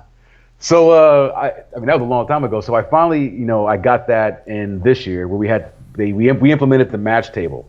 So like, if you didn't want to have 6 mans, or if you only wanted to have, a 1-on-1 or, whatever match, like, you could set that for your universe. So I was really glad to get that in the game. And the other thing, and again, it's a small thing, but it's something that I've been pushing for years, is I'm cool with the simulation aspect of like simulating the matches. But if this is a universe and, we're giving players all the control, I want to be able to have booking power as well. Like, let me simulate, but if I want this guy to go over, give me that. I want players to have that option. So we finally had that added in 19, which those two things alone made me spend more time in universe, because I'd play the match types and the matches that I wanted to play, and if I didn't want to, I could at least sim those matches, but I could have the person who I wanted to go over. So I was very glad that we finally got that implemented. Yeah, I thought you guys did a good job with the Money in the Bank briefcases too. First, implementing the cash-ins much better, and I like the Money in the Bank briefcases turned into custom designs eventually. I thought that was dope too. Yeah, it's one of those things. It was like a nice little, nice to have type thing. Before we finish off with Obi-Wan's questions, Sig said, going back to the Switch real quick, I recently bought a Switch and I was noticing they don't have any good exclusive wrestling games for it. Does Bryan ever see himself doing an exclusive game for the Switch? An exclusive game? Don't know about that, but a port maybe?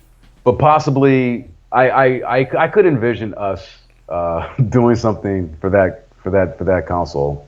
In the very near future. I know that, the Switch is a very popular machine in Japan, and I mean, it's popular here too. It's been a while. Lots of sales recently too, with all this going on.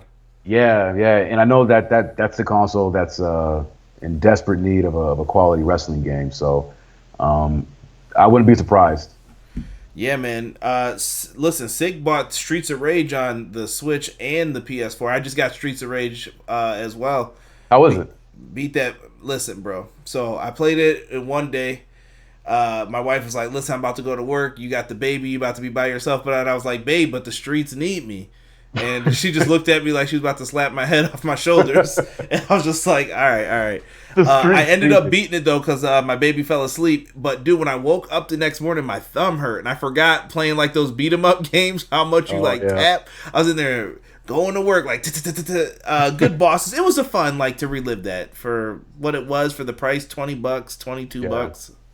It was fun for what it was. If you're a big fan of Streets of Rage, I just want to know where my boy Skate is. I didn't see Skate.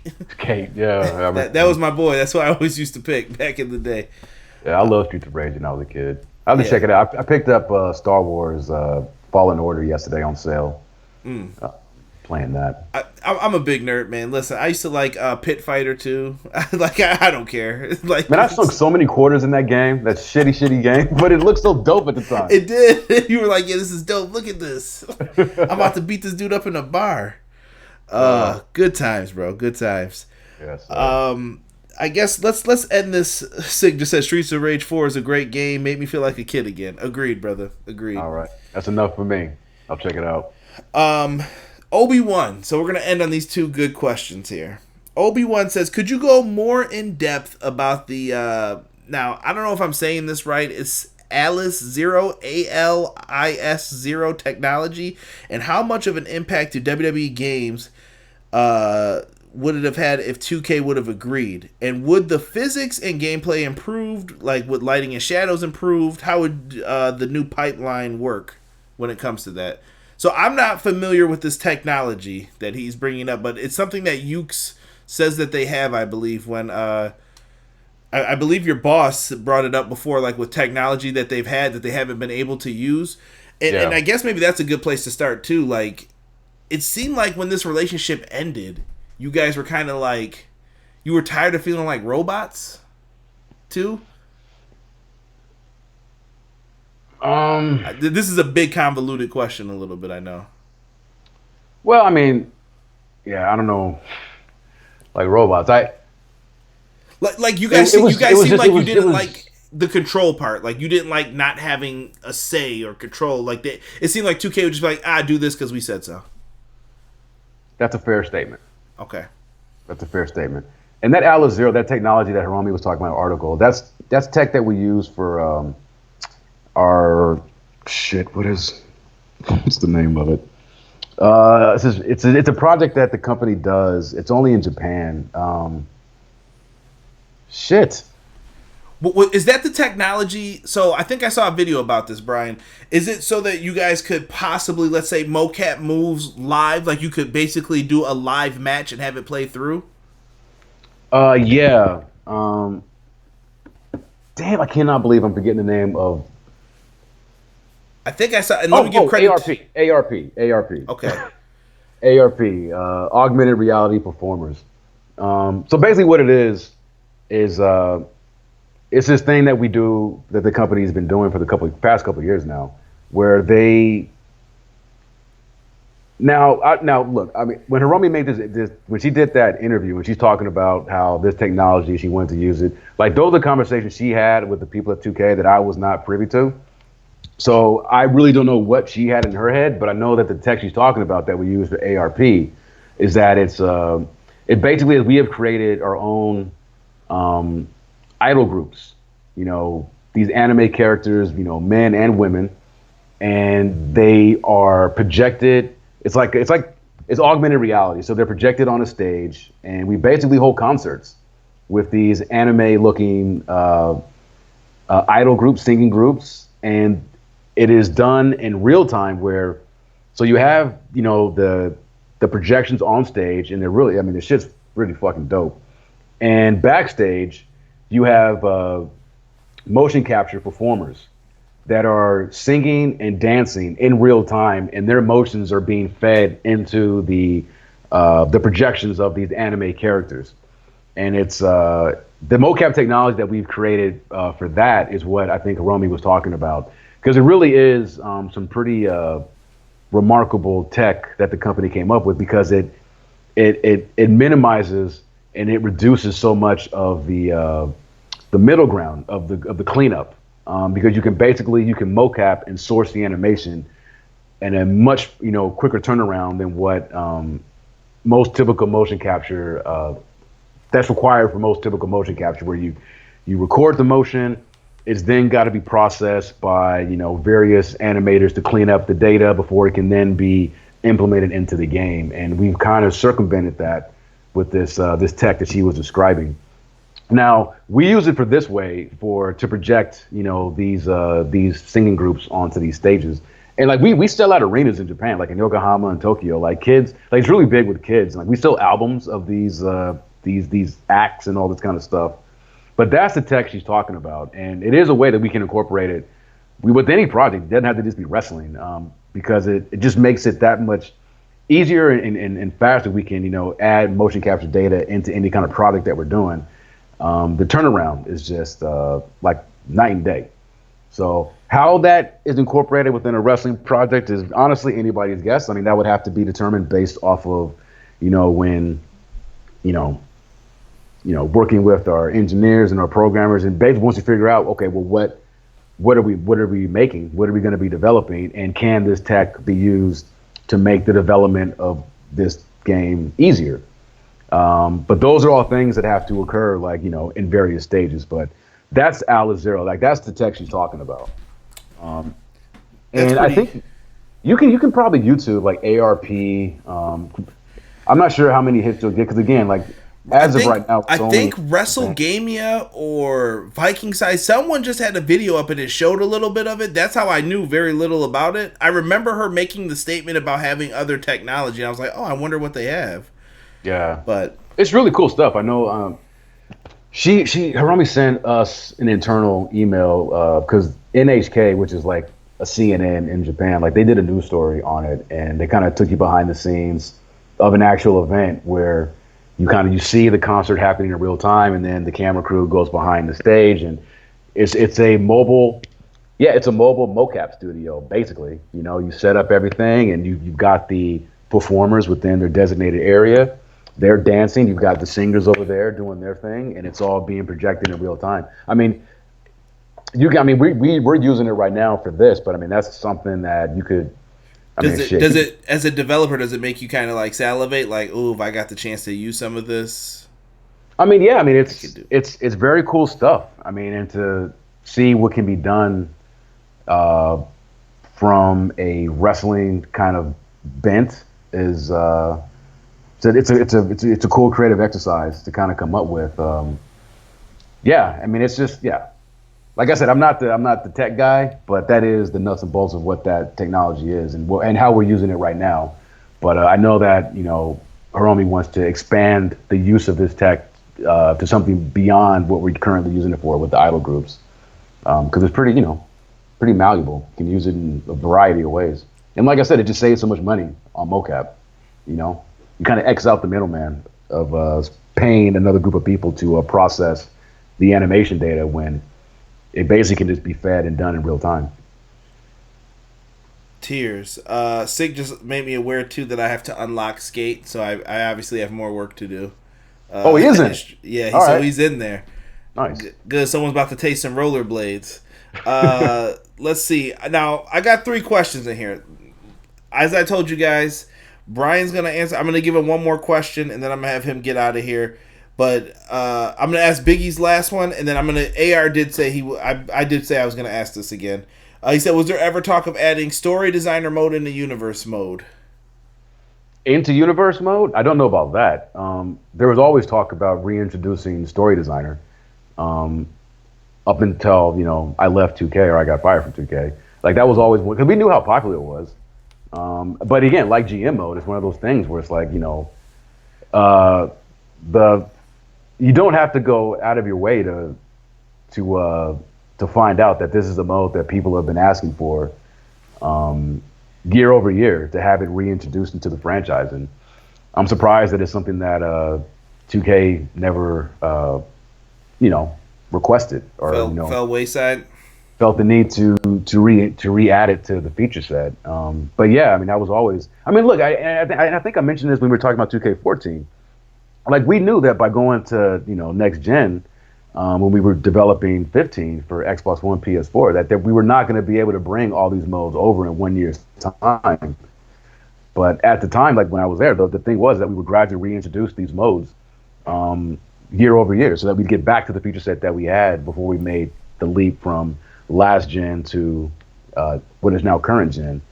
But yeah, I mean, honestly, I have no idea why 2K never felt the need to want to have that mode reintroduced into the game. And honestly, I hope people have that same expectation going into the PS5. And what was the new Xbox called? Is it Xbox Series X? Xbox confuses me Series with their names. Xbox X, One X, whatever. The new generation of consoles, we're going to have the exact same problems, guys. We're going to lose some stuff. Graphics are going to be great, probably, but you're going to lose a few things, too. It's part of the game that we play. It's coming. But maybe not. Maybe not. Maybe, hey, I think this guy, like you mentioned him before, but the new executive producer over there at 2K, like, he seems to get it. Like, he's saying all the right things. Oh, I was talking in general, for general games. Oh, okay. I'm sorry. Yeah, no, this dude, look, y'all got extra time, and I'll save that for next week, maybe, when we talk about, like, when we're doing Q&As and stuff. 2K, This is your last chance to get it right, is basically what I put. Like, you are, I don't know what I want to say. You're walking the plank. Like, you're at the edge right now, and the fans are behind you. Like, do we push you or do we pull you back? So, I think it's on them to just make right with all of this. I don't know how you do it. If that what was it? Is it Battlegrounds, that arcade game? Yeah.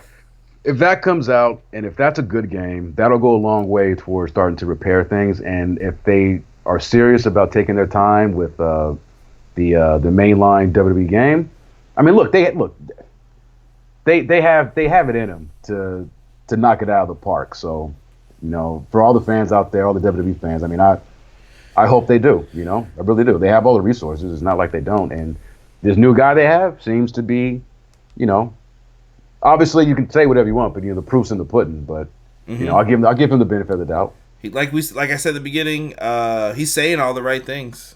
Yeah. He's hitting it. Last question from Obi-Wan, and you kind of addressed this a little bit, but I think he just wants the in-depth, and if you can't comment or you don't want to, feel free. What was the situation before YUKE'S leaving 2K? Was it a power struggle with 2K having complete control? Was it that the YUKE side and 2K side couldn't get along? Did someone piss the wrong person off and everybody suffered? Like, I think he's trying to understand, because to me, the community sees it as 2K said, we'll get rid of YUKE'S and it'll be better. You got rid of YUKE'S and it got worse. Like, the community's like, it feels like the mom and dad scenario, like, well, It was better with him, and you said it was going to be better with you, and it wasn't. Yeah, unfortunately, I can't get into I can't get in. I can't. I'm not. I can't provide a satisfactory. The answer that you want about why things ended the way they did. They just did. They wanted to take it in house. 2K. They wanted to develop. The game internally. As the publisher and as a person who has the rights to the WWE license, they were well within their rights to do so. It was a business decision, and they made it. That's pretty much like all I can say about it. And I'll leave it at that, Bryan. Listen, so next week, here's what we're going to do. Bryan's going to be here for a Q&A. If you guys ask pretty normal questions, if I see any weird crap, I'm just going to not include it. But I'm just keeping it a buck with you guys. But if you guys ask him some questions, I will include him. So next week's just pure Q&A. You can ask Bryan who's his favorite New Japan wrestler. You're cool with whatever, right? Like, Yeah.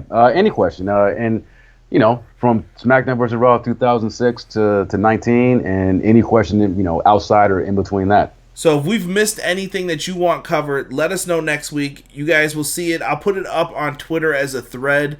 Usually I'll have it under hashtag AskEPW, so look for that hashtag throughout the week. Also, I'll probably put up a picture with it with like the EPW logo, hashtag AskEPW.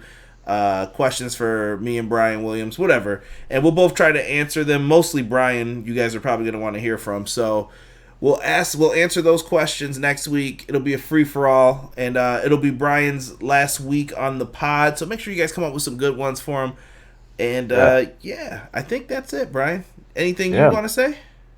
Happy Cinco de Mayo. I'm gonna have to pop open a new soul here in a second, and once again, man, it's always a pleasure talking with you, talking with the fans out there.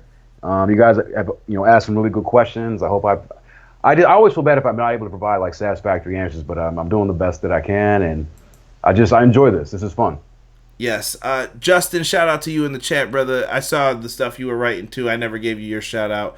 Original Biggie said thank you to both of us for asking and answering his questions. He really appreciates it. Thank you, OB. Yeah, you guys are the best. We'll be back next week, like I said, with this.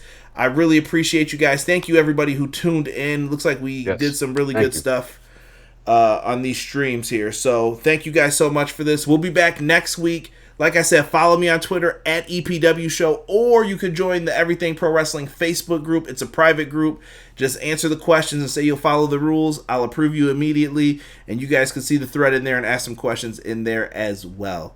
With that being said, this is for Conrad Cushman, my man Bryan Williams on the West Coast. We are out.